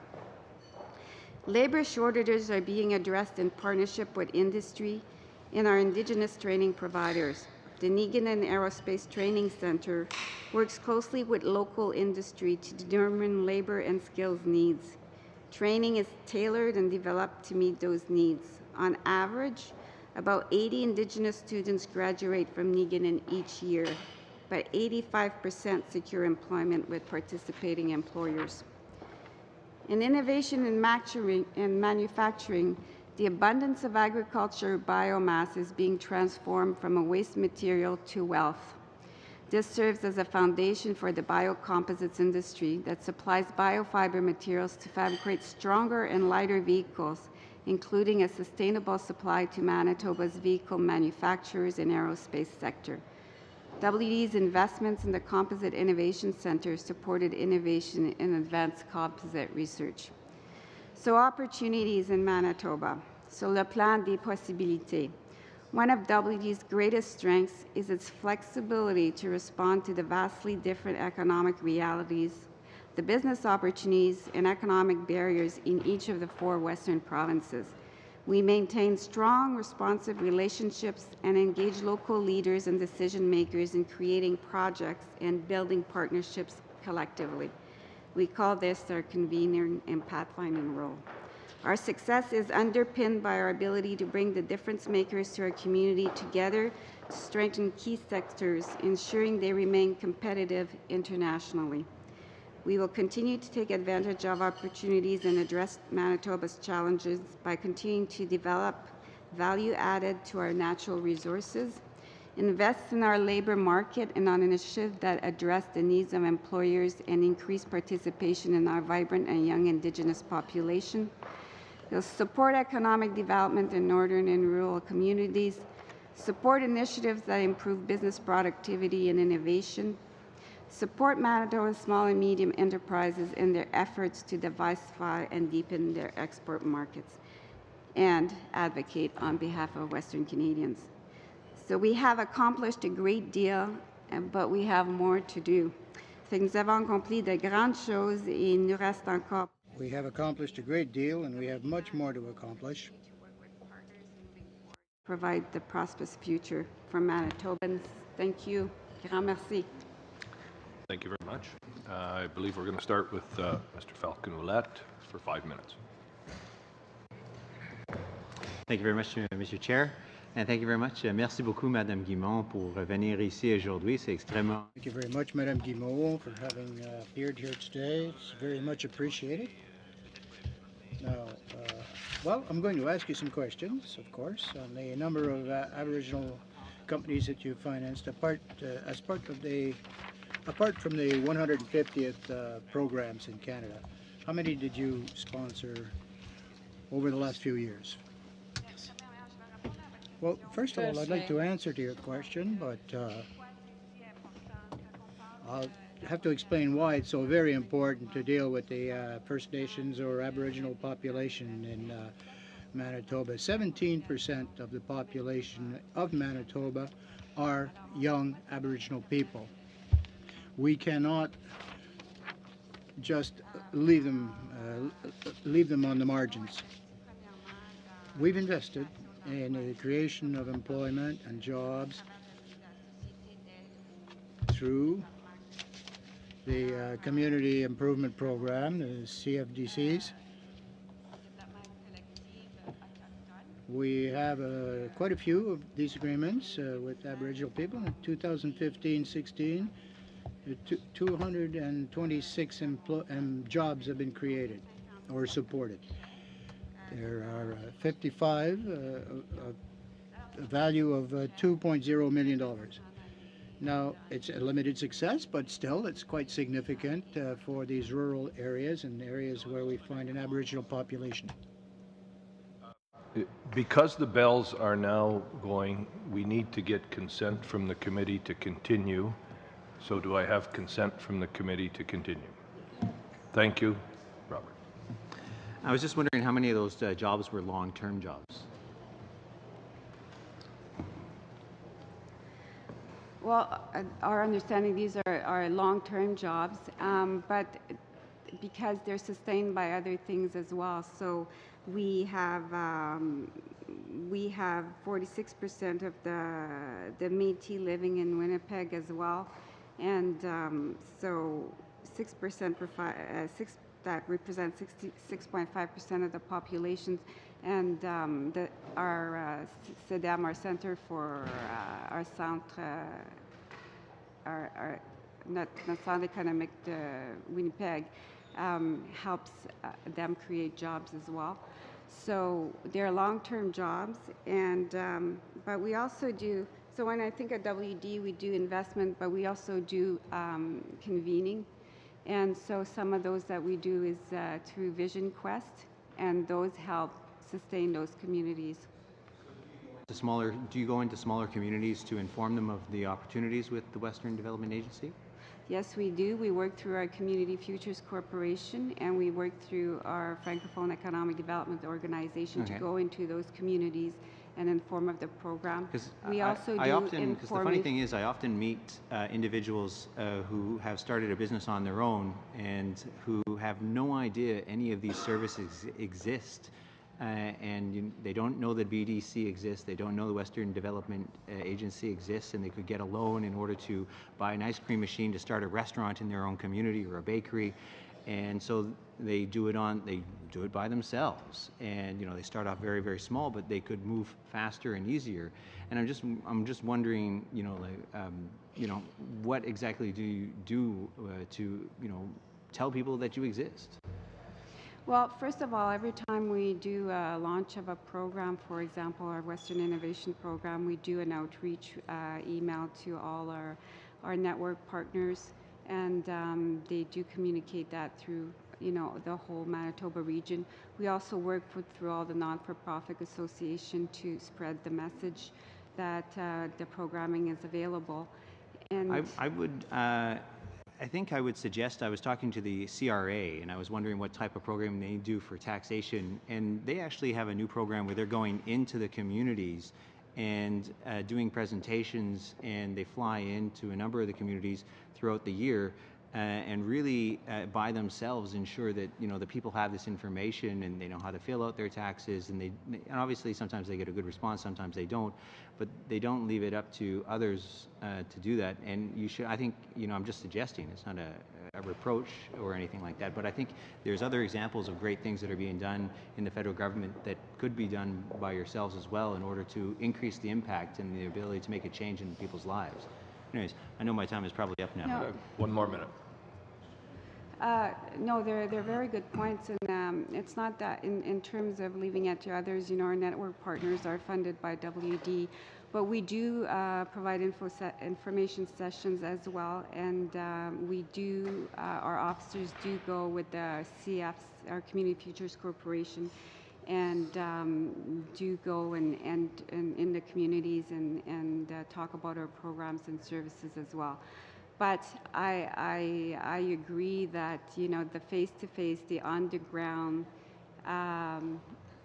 presence is the most effective one, and I mean WD.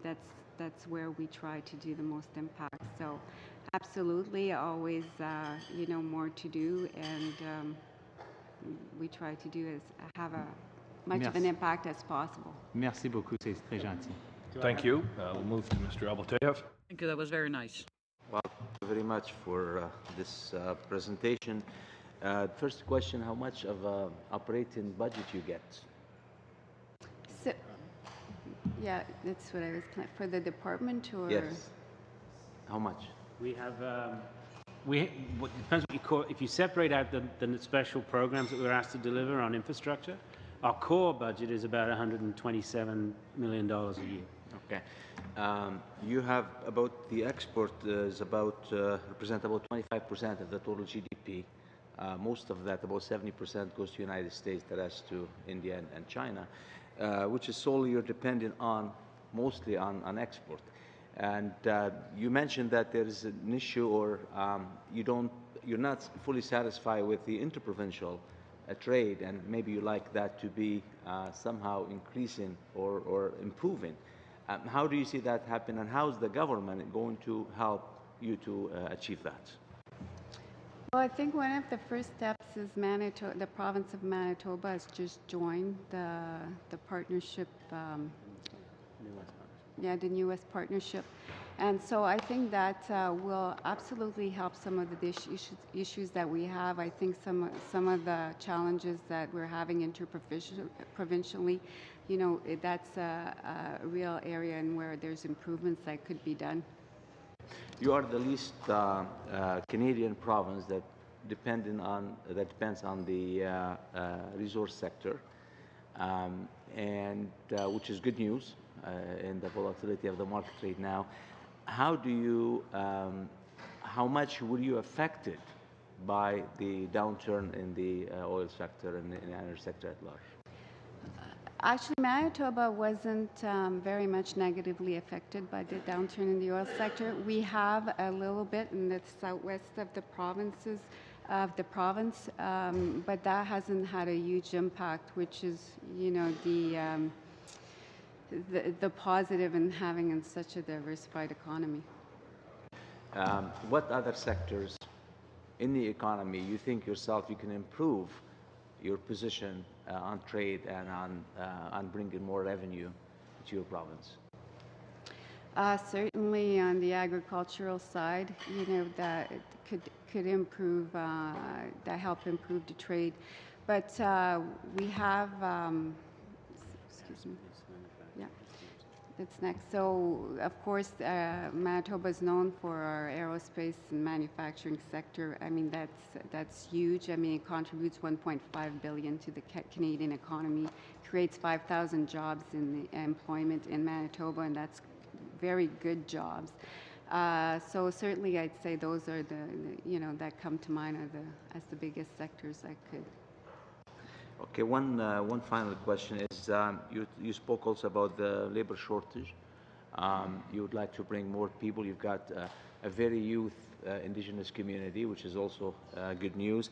How are you planning to fill those gaps in the labor market? Well, I think we continue to invest in projects that, like the ones that we're doing to train people. So, for example, and we do that with industry. So I always say that, one of the great things we do is it's got to have industry pull. So, for example, when Standard Aero and Magellan came to us and said, we have a shortage of skilled technician and it's inhibiting us to compete on the world stage. That's when we got together with the post-secondary education institutions, the province, and for example, we put together the Center for Aerospace Training and Technology. So innovation, absolutely, we have to keep innovating, investing in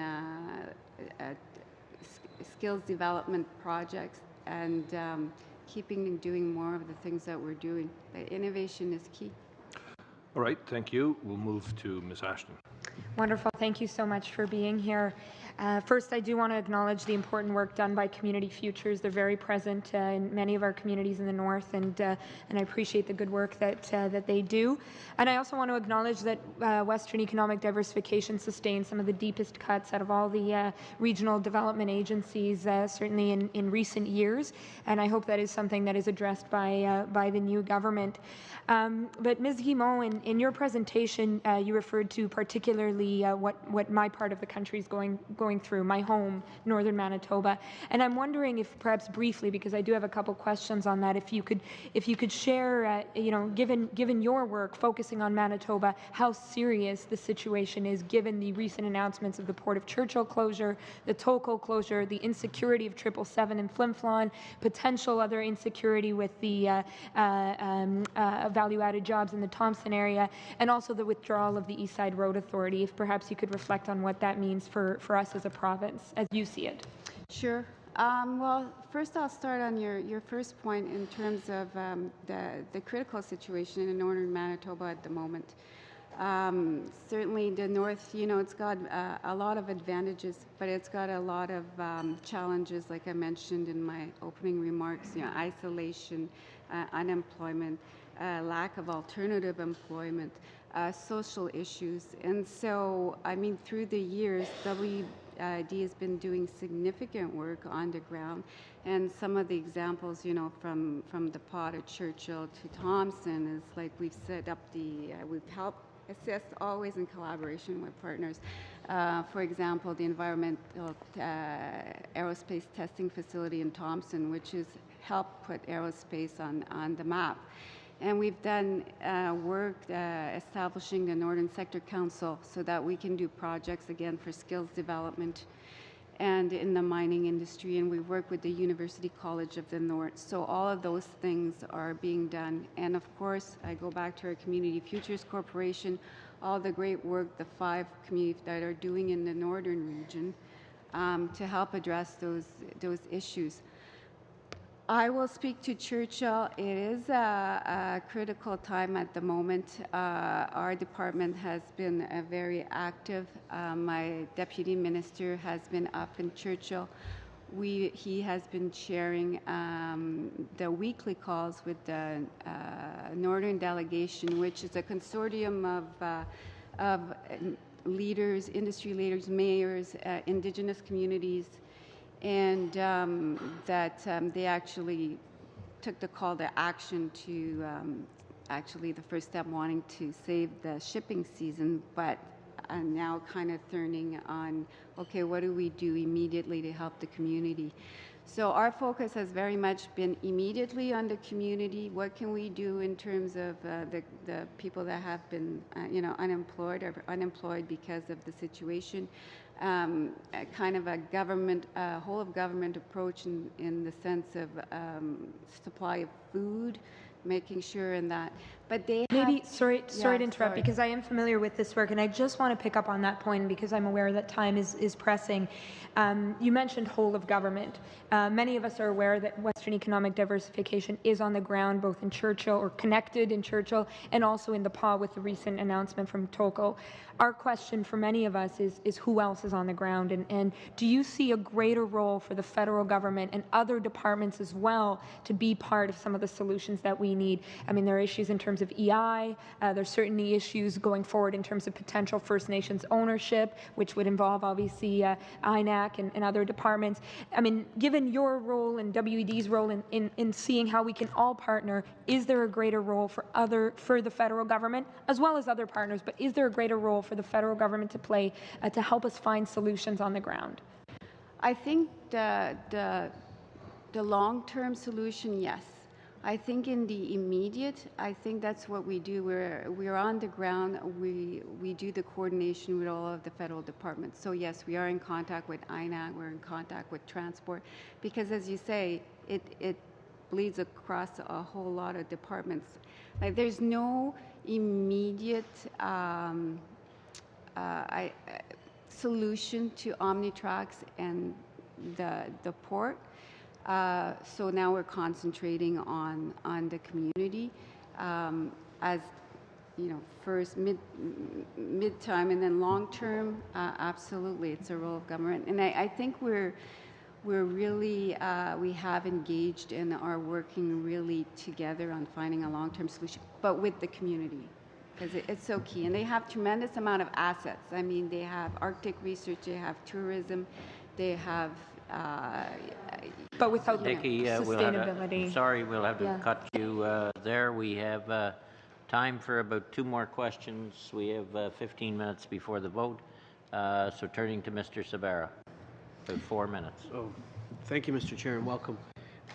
Just a quick question on the success in helping SMEs, investing in SMEs in Manitoba, and helping them commercialize some products or innovations that they've come out with, some partnerships that you may have entered into. If you can just provide some color on that front. Excuse me? Provide some color on that front, some commentary on helping SMEs in Manitoba, helping them commercialize innovations that they may come to you or may require some capital for them to succeed. So the Western Innovation Program has, helped some small, medium-sized businesses in Manitoba to commercialize their product and access market. The innovation ecosystem in Manitoba has its challenges. Access to capital being a big one. And we got that intel, after the first call for proposal. So we really have stepped up and reached out to, a lot of organizations in the province and the province itself to try and help SMEs, first of all, be aware of the program and do those information sessions and help them apply. The WIN program is delivered across all 4 Western provinces, It is, we get a tremendous amount of applications, proposals from British Columbia and Alberta, a smaller number from Saskatchewan, and the least from Manitoba. So as my colleague was saying, we've been trying to find ways to to get that message out and across that this program is available. But in terms of scale, it is still a very small program. I mean, we've only managed to support 51 projects under 2 intakes. It's about $50 million spread across those 51 projects. So there's always a question of scale and impact. While we're responding in that program to what we believe is a necessary provision of patient capital for people who've got a good idea to take from the workbench to the marketplace, that's what we're trying to do. But we're being inundated with good proposals from BC and Alberta, and we don't have enough coming from Manitoba and Saskatchewan. And again, on that program, of the 51 we've received, we can only really support 1 of 11 applications that we receive. So there's high demand, huge demand for this. We just can't cover it without present funding. That was 1 out of every 11? 1 out of every 11 so far in our first 2 intakes. Okay. It may come down. We've just completed our 3rd intake, and Minister Baines announced one of those successful projects yesterday in Vancouver. You'll see more of those announcements coming out in the next few days, and I would believe that if all goes to plan, that ratio may come down, but not significantly. It will still be in 1 in 9, 1 in 10. Okay. And how robust has the uptake been on the Canada 150 infrastructure program in terms of applicants? Generally for the West or for Manitoba? Manitoba specifically. Yeah, for Manitoba, we received a number of applications. We're always oversubscribed in that. So out of 300, we had 363 applications in Manitoba alone. So again, like James mentioned, we are usually so much oversubscribed. But the numbers is one thing, like when we talk quantity, but the quality is another thing. And when we're telling the stories that because of the amount of funding we have, we leave a lot of really good projects on the table. And that's the reality of what we live with. Thank you both. Mr. Liepert. I have one question, and it follows up on what my colleague asked earlier. And I think if I got his question right, you might have misunderstood what he was asking, so I want to try and ask it in a different way. There's a common belief that the manufacturing industries of central Canada will significantly feel the impact of low commodity prices in the rest of the country. And so I guess I asked the question, do you not see an impact to Manitoba's manufacturing base with the downturn in the commodities of the other Western provinces? So it's not a question of whether Manitoba is suffering from a downturn in commodity prices. It's a question of whether the manufacturing base of Manitoba has taken a hit because of low commodity prices and low purchasing power elsewhere in the country. Because that's what you were asking, right? I agree with my call. Yeah, there will be a hit in manufacturing. Yeah, absolutely, it'll affect it. Yeah. Seeing it? Have we seen it? We've heard it. Do I have any evidence based in terms of that? No, okay. But yes, we have. When we talk to individuals on the ground, absolutely, yeah. Yep. Okay, I'm good. Thank you. Thank you. We do have to go to a vote. Thank you, Ms. Guimond. Do you have any last points you want to raise yourself? I think we heard the question of there's not enough funding to do everything you got to do. Is there any other thing that you can think would be useful for us to know in terms of encouraging economic growth through WED Manitoba? Sure. Well, if I got my last wish as well, I guess when we're looking at opportunities for funding, I think small and medium-sized businesses in the West, I look at it in this way. They're a vehicle, and they bleed in all sectors. If you talk about small, medium enterprises, you have Indigenous, you have it in clean tech, it affects clean tech, aerospace, agriculture, and so access to capital to help SMEs They need help with HR resources in terms of skilled access to HR resources, and they need help to reach new markets. So if we're looking at a vehicle in terms of helping SMEs and the economy, I think that's where I'd put my number one, and I thank you very much. Thank you very much for that input, and we will suspend until after the vote.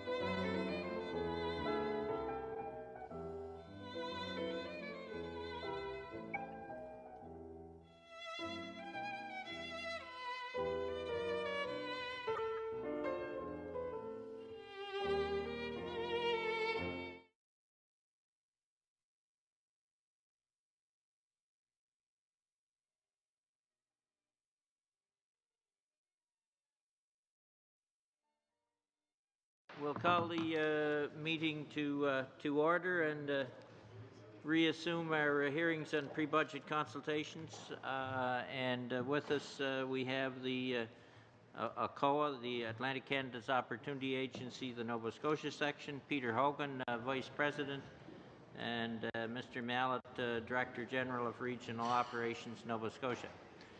Welcome, gentlemen. I think it's been stated to you that we're looking at economic growth as part of our theme. Regional development agencies are an important part of that. So the floor is yours, and then we'll go to questions. Mr. Chairman, committee members, good evening. Merci de me donner l'occasion de prendre la...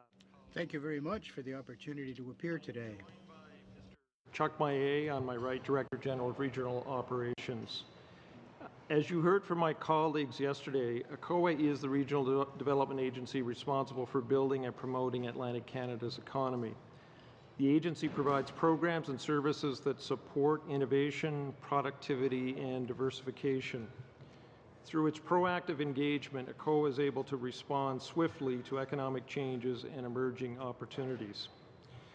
The region does, however, face a number of challenges, and ACOA is addressing them. Key among these are shifting demographics, labor force participation, the attraction and retention of immigrants, productivity, and the commercialization of research, and also growing the base of exporters. There are no easy fixes, but sustained effort based on sound policy analysis is helping to make inroads. I'd now like to turn to Nova Scotia specifically. So at just under 1 million people, the province has the largest population in Atlantic Canada. And with more universities per capita than any jurisdiction in the country, it is recognized internationally as a center for higher learning. For example, Cape Breton University in Sydney welcomes about 1,000 students per year, about 30% of its student body from over 40 countries. And there are similar situations at the other Nova Scotia post-secondary institutions. The province is also becoming known more and more as a startup hub. And one thing I want to point out, there's a direct link between high-quality education and a skilled workforce in information and communications technology, life sciences, and clean technology. Graduates are developing innovative solutions to real-world problems and driving growth. This startup ecosystem is connected to a national network attracting funds and venture capital. In fact, Startup Canada just recently presented the agency with its Atlantic Entrepreneur Support Award. It recognizes the work ACOA does with organizations such as Volta. Volta is a Halifax-based startup house that helps develop businesses with high growth potential. There's also a growing global awareness of the importance of our oceans. In the 1920s, Nova Scotia's Alistair J. Campbell coined a phrase concerning the province, Canada's Ocean Playground. It's had a very strong brand recognition ever since. But of course, the ocean is much more. With one of the highest concentrations of oceans-related PhDs in the world, this sector presents significant opportunities.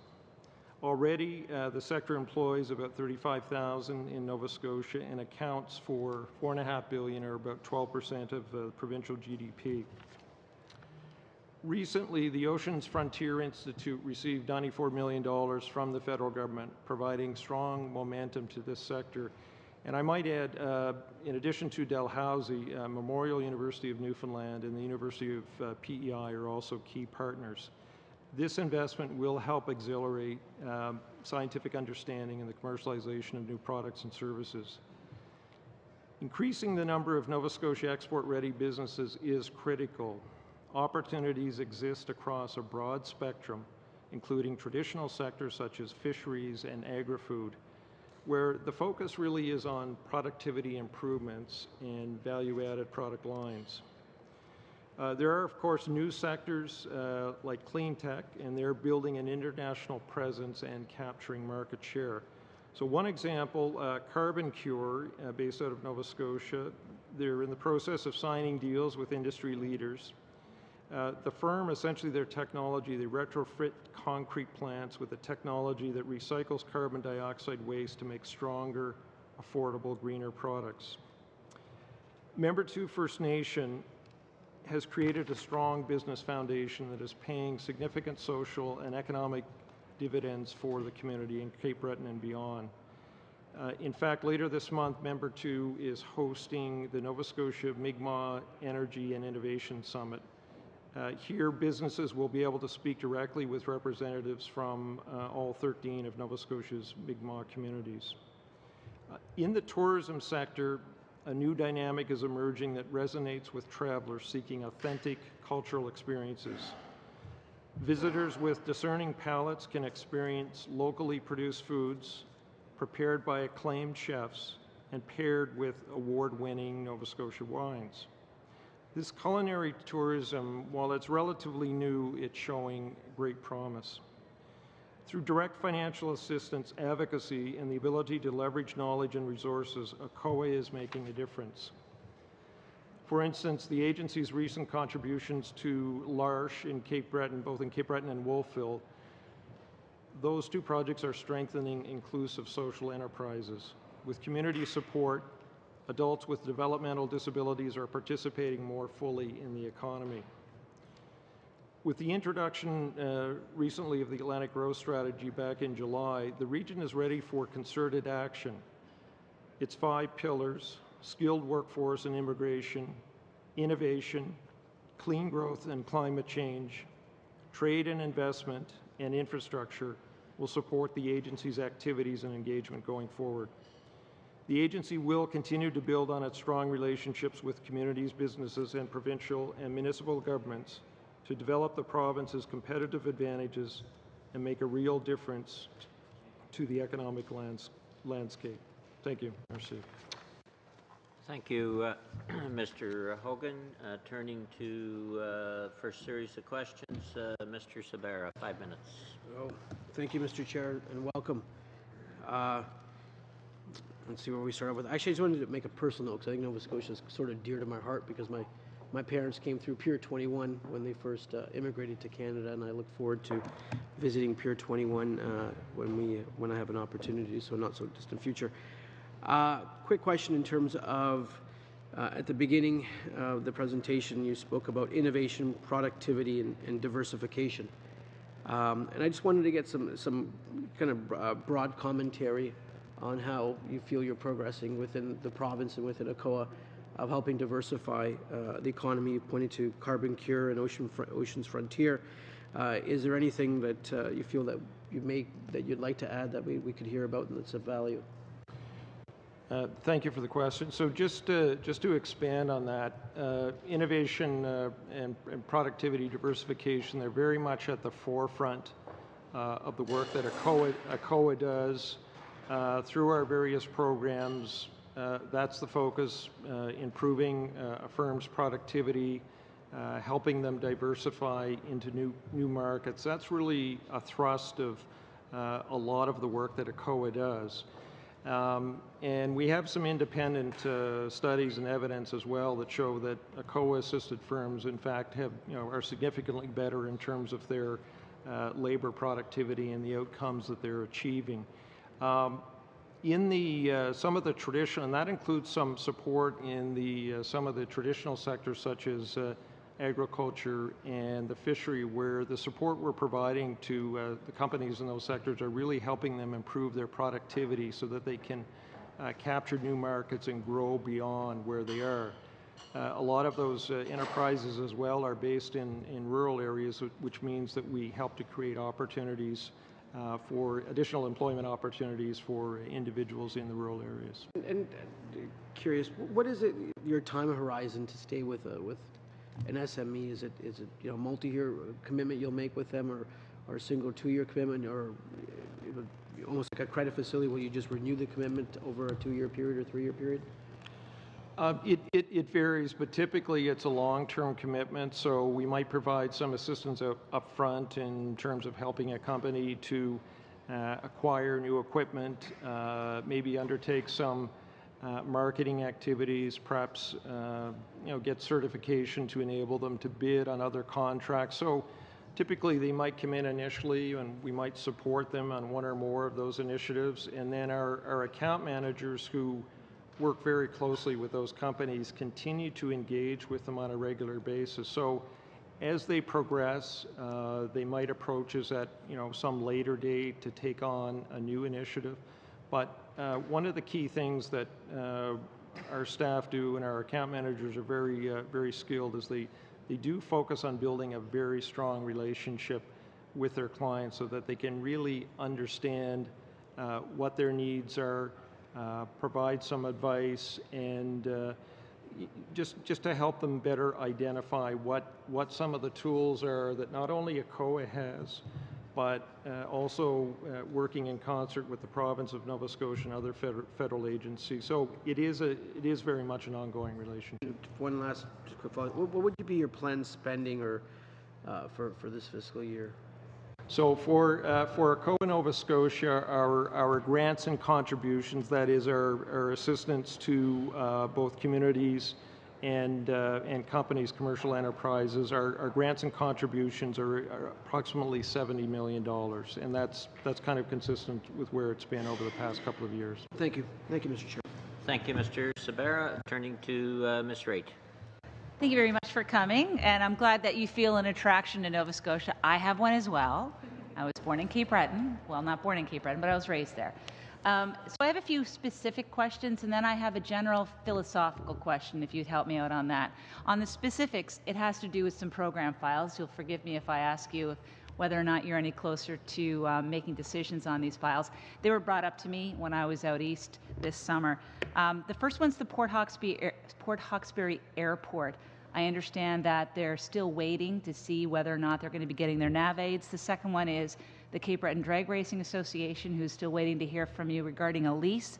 And the third one is the Margaree Airport, which is the proposed paving of the strip up by Inverness. So those three, if you can give me an update on those, and then I'll ask the larger philosophical question. Sure. So a number of those particular projects that you mentioned, we continue to have discussions with the principals involved, and so we'll continue to work with them and hopefully come to a decision fairly soon. That'll be very helpful because all of them feed into greater infrastructure, as you know, including transportation infrastructure, really is the bedrock of making sure that we can get people in and out of Cape Breton. And having those pieces are really important. So the bigger philosophical question comes from an anecdote. I've grown up all my life with ECBC and DevCo and ACOA, and now it's ACOA, and ACOA has control of everything. But my concern is that when I talk to people who want to start a small business, bring an innovative idea, start a service company, everything starts with the first question: how much money did you get from ACOA to start this business?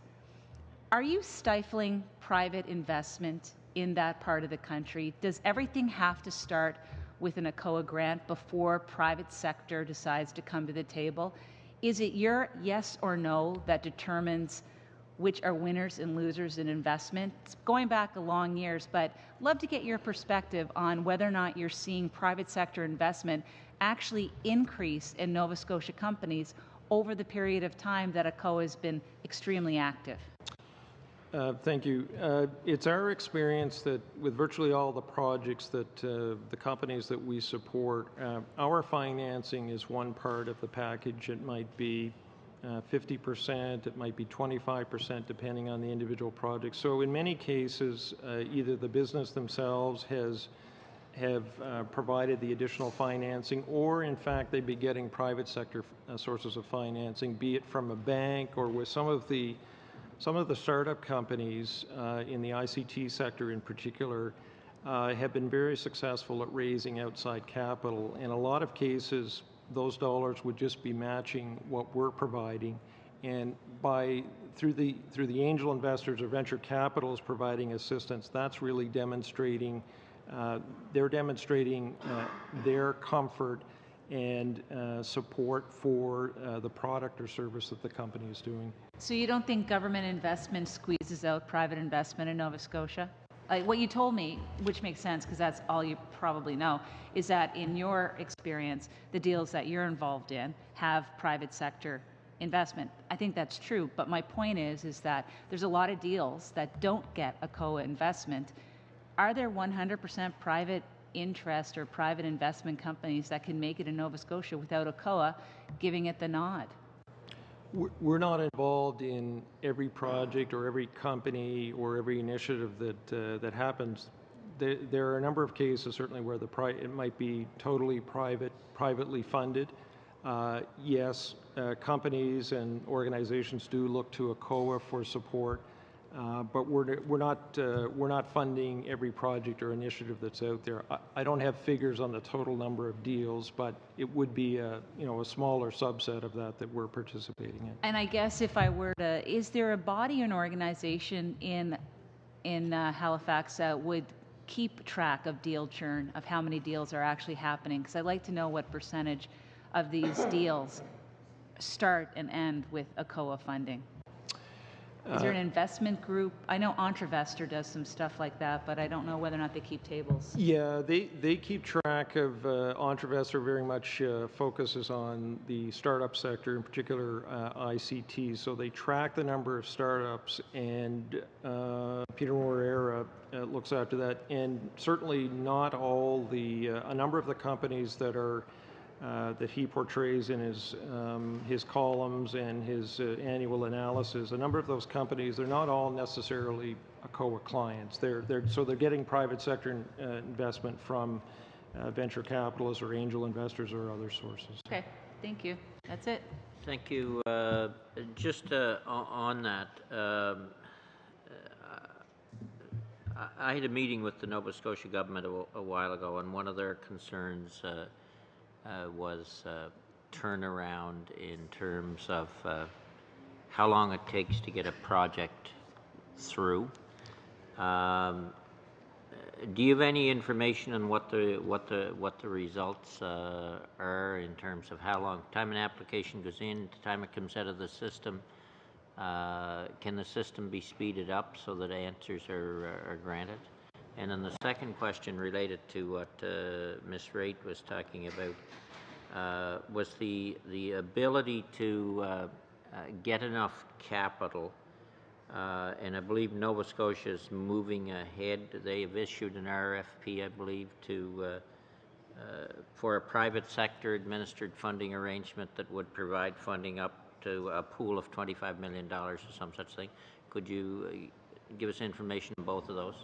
Yes, Mr. Chair. So on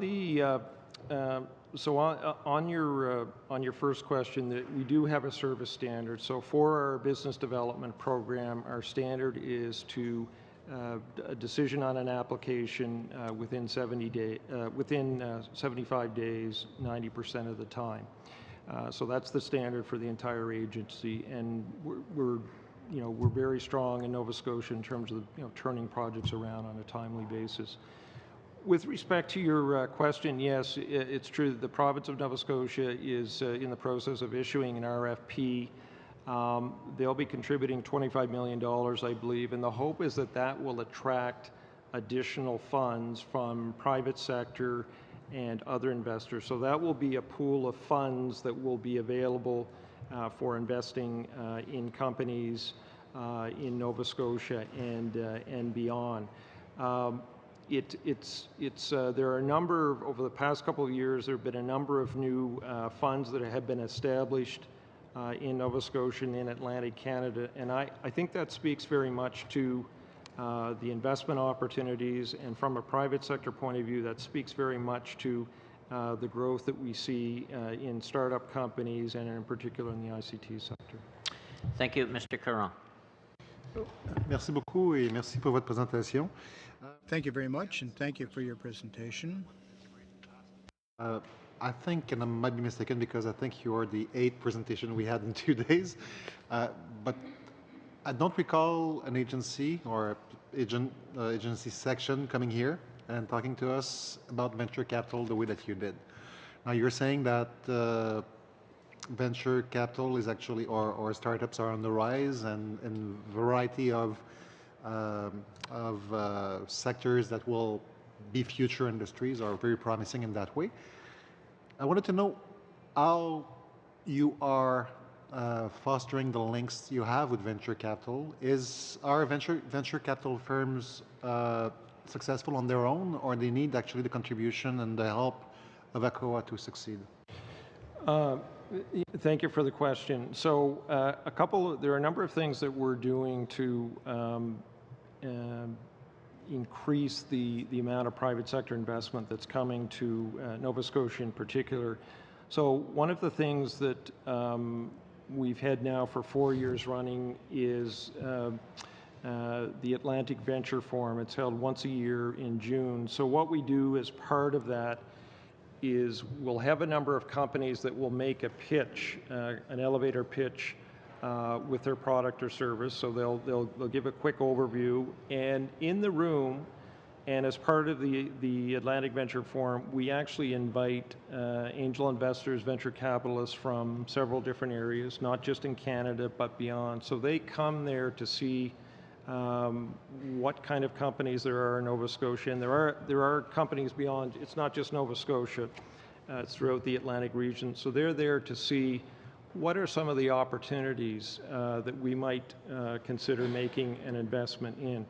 And we're not directly supporting those venture capital or angel investor companies that are coming. They're coming on their own because they're looking for new opportunities. It might be that in some cases we may have an investment in one or more of those companies, but the investors are there because they've seen the product or the service and they say, yeah, that's something that we're willing to make an investment in. It was very interesting. The one we had earlier tonight, I believe it was in the prairies, I believe it was Saskatchewan, actually said that they had problems in terms of research and development and in terms of attracting capital, while in the case of Nova Scotia, it seems to be the opposite. Do you have conversations within agencies on best practices or in terms of what makes you successful in that angle that you could actually share with other agencies or part of agencies?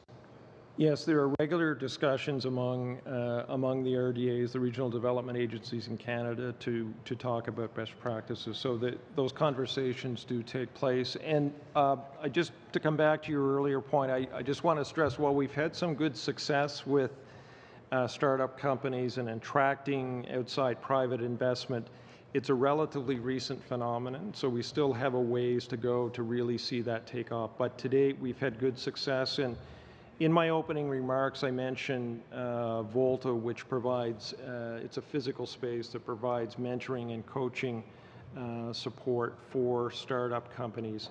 So Volta's been in existence about 3 years. They've graduated 29 companies, and those 29 companies have raised a total of $30 million in equity investment from private. There's some public sources in there, but there's a lot of private investments. I have to ask you this question. I'm the critic for ACOA, for the NDP, and I did a tour of Atlantic Canada. I asked this question to your counterparts. I'm asking it to you as well. Something I heard from ACOA public servants was actually a concern that with the new structure, with the centralization and the elimination of the ministers of state for the various agencies, that there will be a shift in the culture that might be problematic. And I'm just reporting you what I heard. The main concern seems to be that instead of ACOA basically determining the needs and making suggestions up to the minister and the department, that it might actually become more focused in basically implementing programs that would be decided higher up and basically going down. I'm just summarizing and explaining very quickly here, but that seems to exemplify the concerns and the fears. What do you have to say about this? Is that something that you heard on the ground as well? Something that has been shared to you? It's not an issue that has been raised, brought to my attention. I think with the current structure, what it does is it helps us to be aligned with the overall priorities within innovation, science, and economic development. And in fact, many of the priorities, I referred to the Atlantic Growth Strategy earlier on, which involves all 4 Atlantic provinces as well as the federal government. I mean, the priorities that are identified in there, such as innovation, trade and investment, those have been long-standing priorities of ACOA, and so we continue to focus very much on those. I think the opportunity for us, being within the ISED portfolio, is it does provide, helps us to have a sharper focus on identifying those areas that need more work. But it, you know, from my vantage point, we're still, ACOA is still based in Atlantic Canada, and we continue to focus very much on the clients that we serve. Thank you. Thank you, Guy. Mr. Greywall.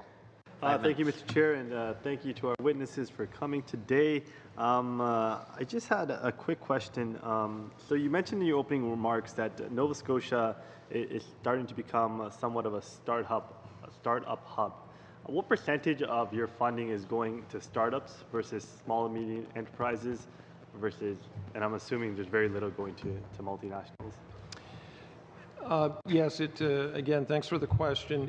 It varies from year to year, and if we happen to have it on a usually large project, the percentage can be greater.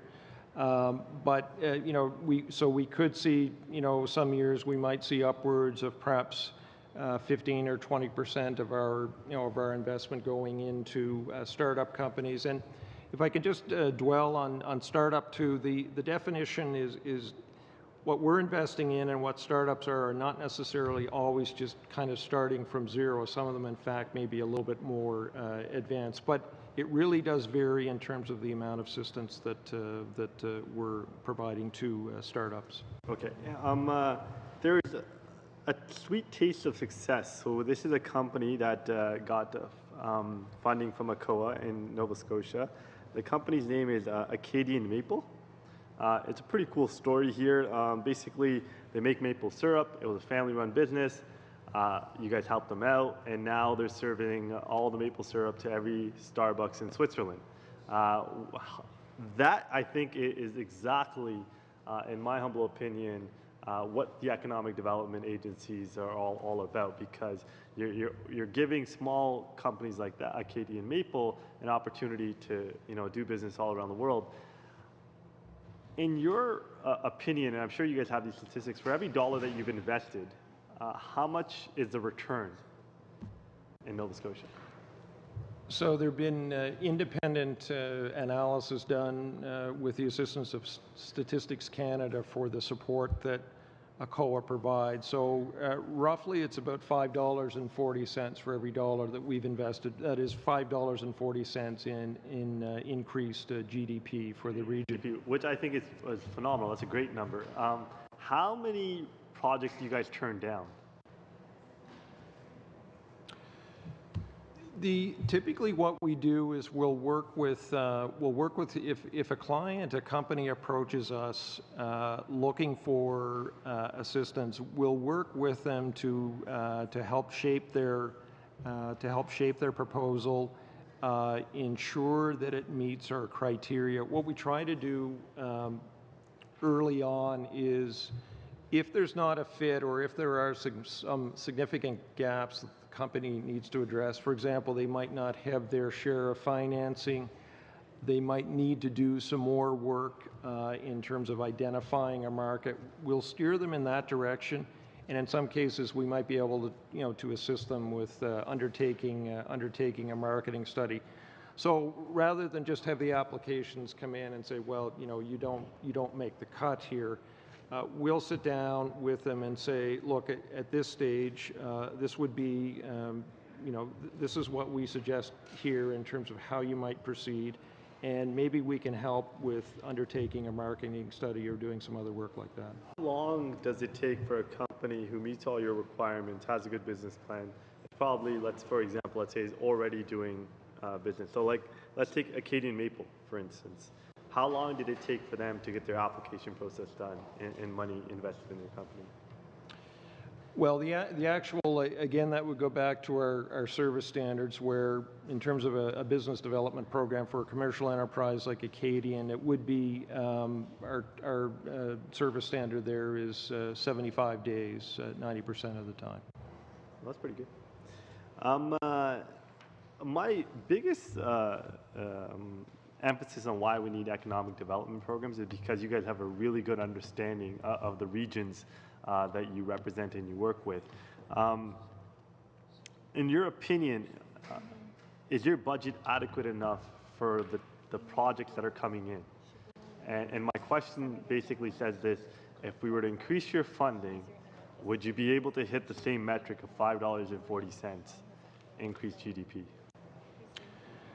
So to date, it's certainly been my experience in Nova Scotia that if there is a good project, and if they're seeking ECOA funding and it meets the criteria, there's certainly been very, very few cases, if any, where we've not been able to support that.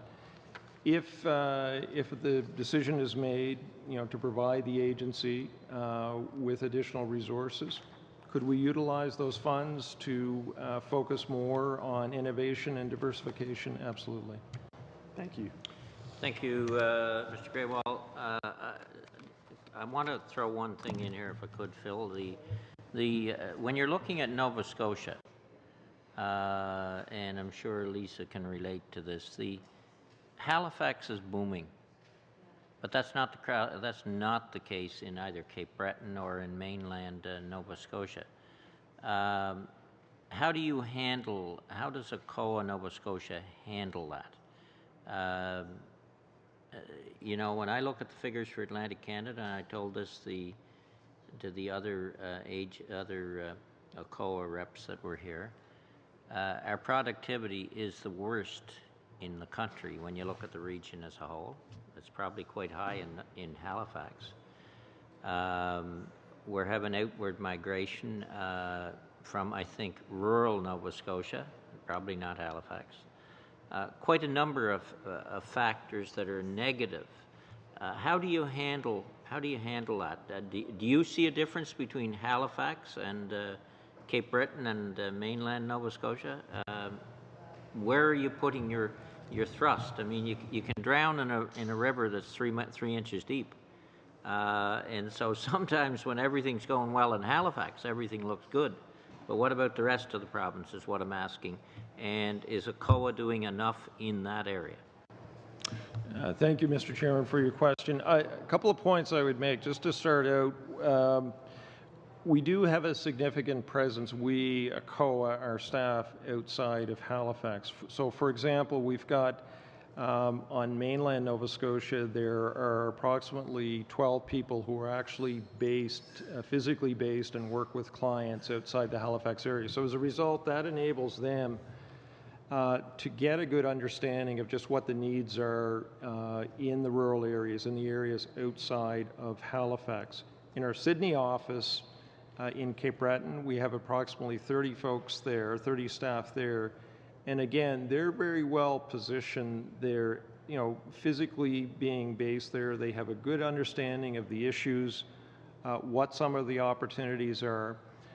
We've made a concerted effort ourselves within ECOA Nova Scotia to ensure that we do focus on rural opportunities and to assist companies that are based outside of Halifax. So one of the examples I mentioned before was in the agricultural and seafood sector. So a number of those, most of those companies are based outside Halifax. So the support we're providing to them will enable them to, in a couple of cases recently with lobster processing companies, to produce a higher value-added product, to pursue additional markets. So that really ensures the maintenance and, in a number of cases, the creation of additional jobs.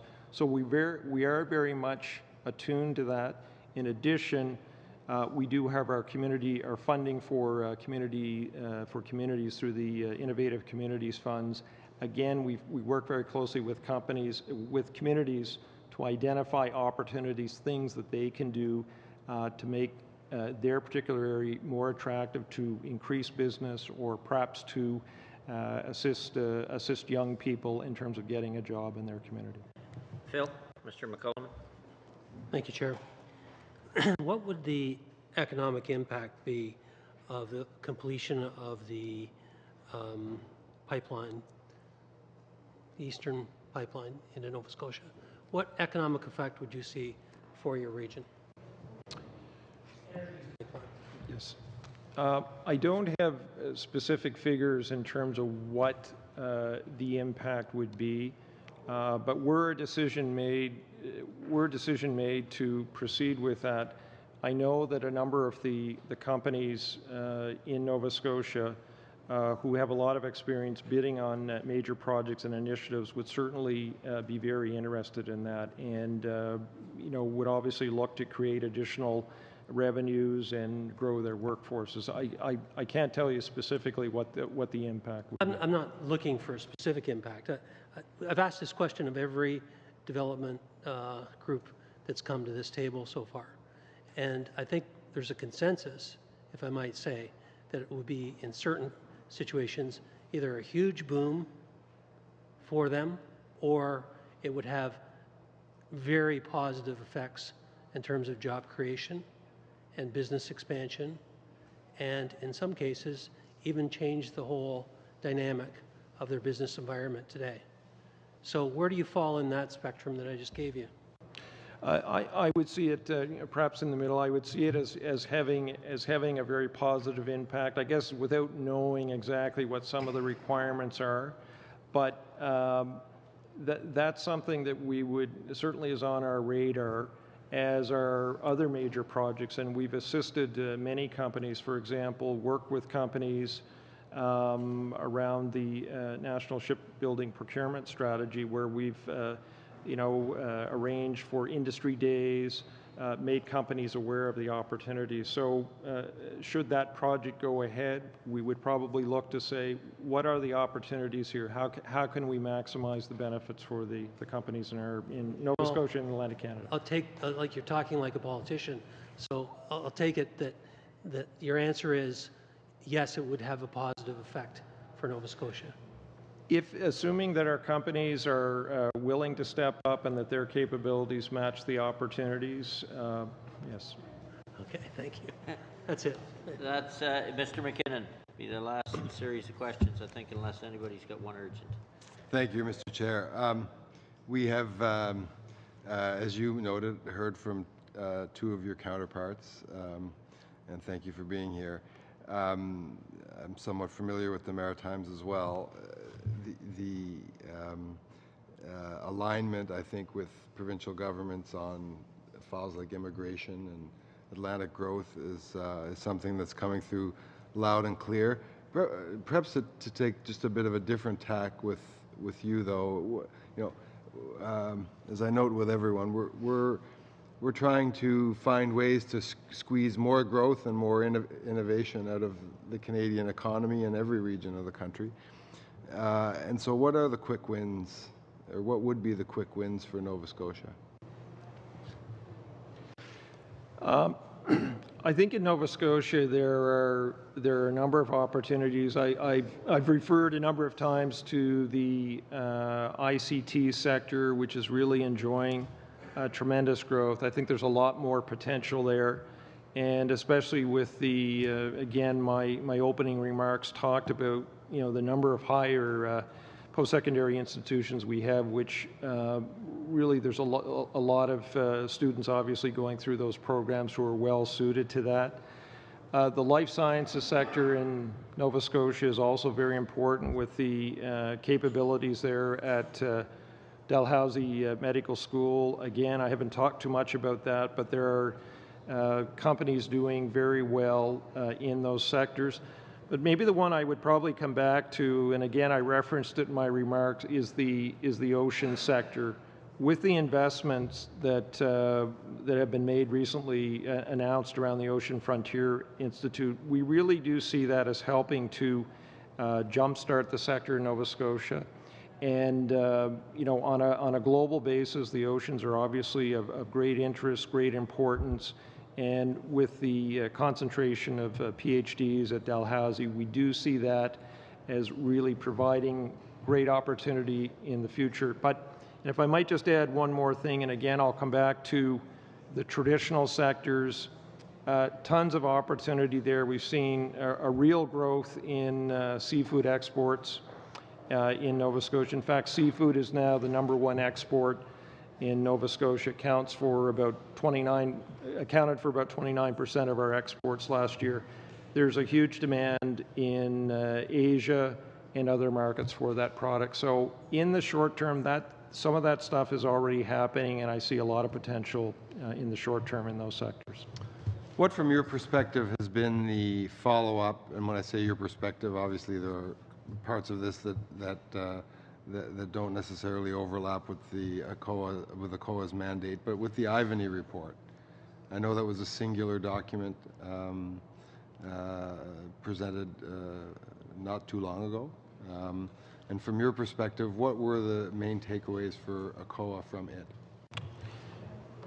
There were a number of things in the Ivany report. One of and there was a follow-up group that was established called the One Nova Scotia Coalition, co-chaired by the Premier of Nova Scotia.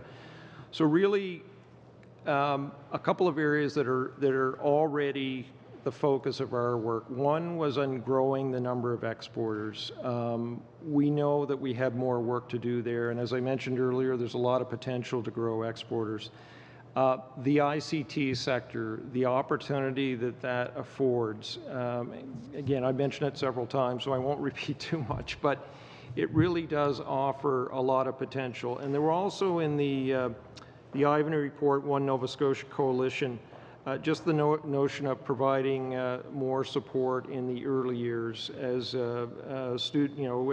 children grow up, and providing them with the right tools and skills so they can contribute to the economy.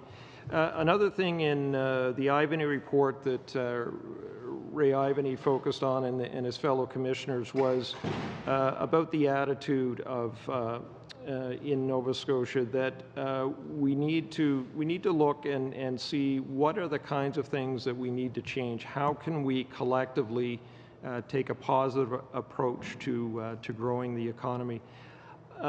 If I might just add as well, tourism was identified in both the Ivany report and the One Nova Scotia Coalition. So, for example, in that case, a goal has been set to double tourism revenues, and some of you may be aware it's been a tremendous year so far in Nova Scotia. In fact, in Cape Breton, I think tourism is up 14%. So.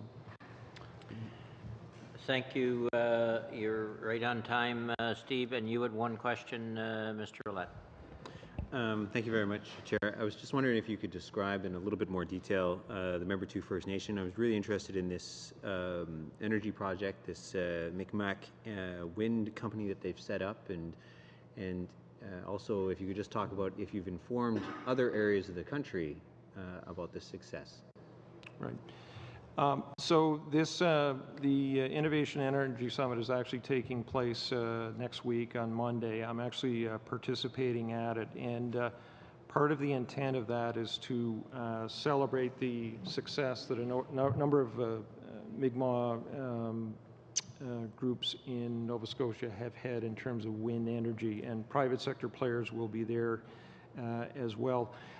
What I might, if I may, I might turn to my colleague Chuck Maillet just to speak as well to your question about Member 2 and just some of the other sorts of initiatives that we're seeing from Mi'kmaq communities. Chuck? Sure. Thank you very much. So yeah, Member 2 in Sydney, fairly robust First Nation in terms of their economic development activities, and we've been partnering with them on a number of projects over the years.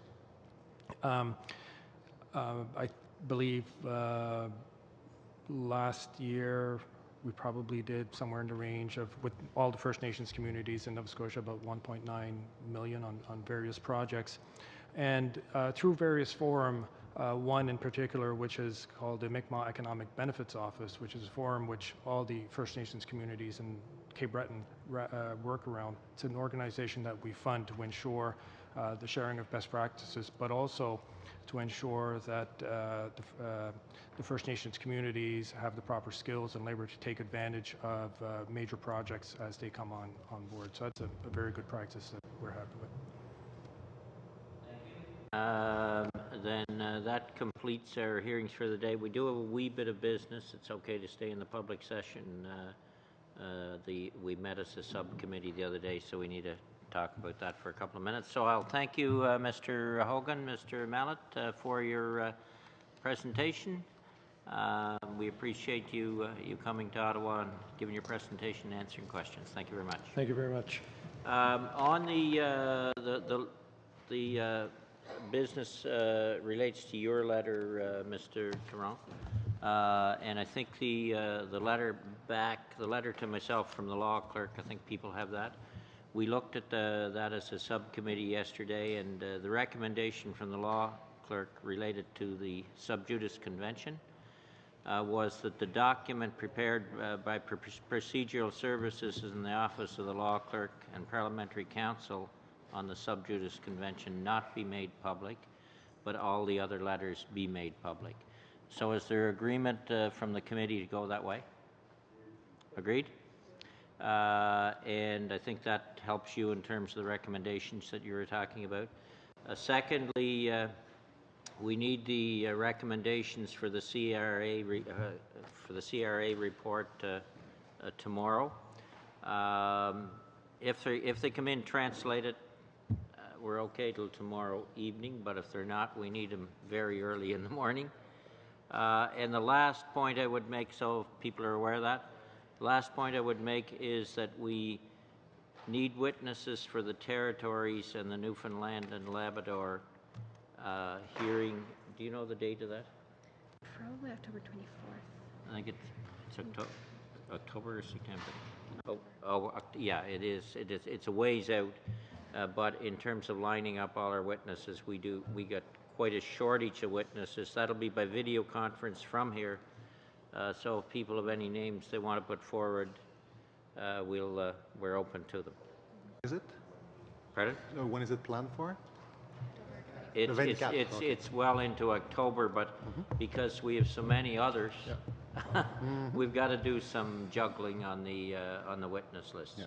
So with that, meeting adjourned. We'll see you at 3:30 tomorrow.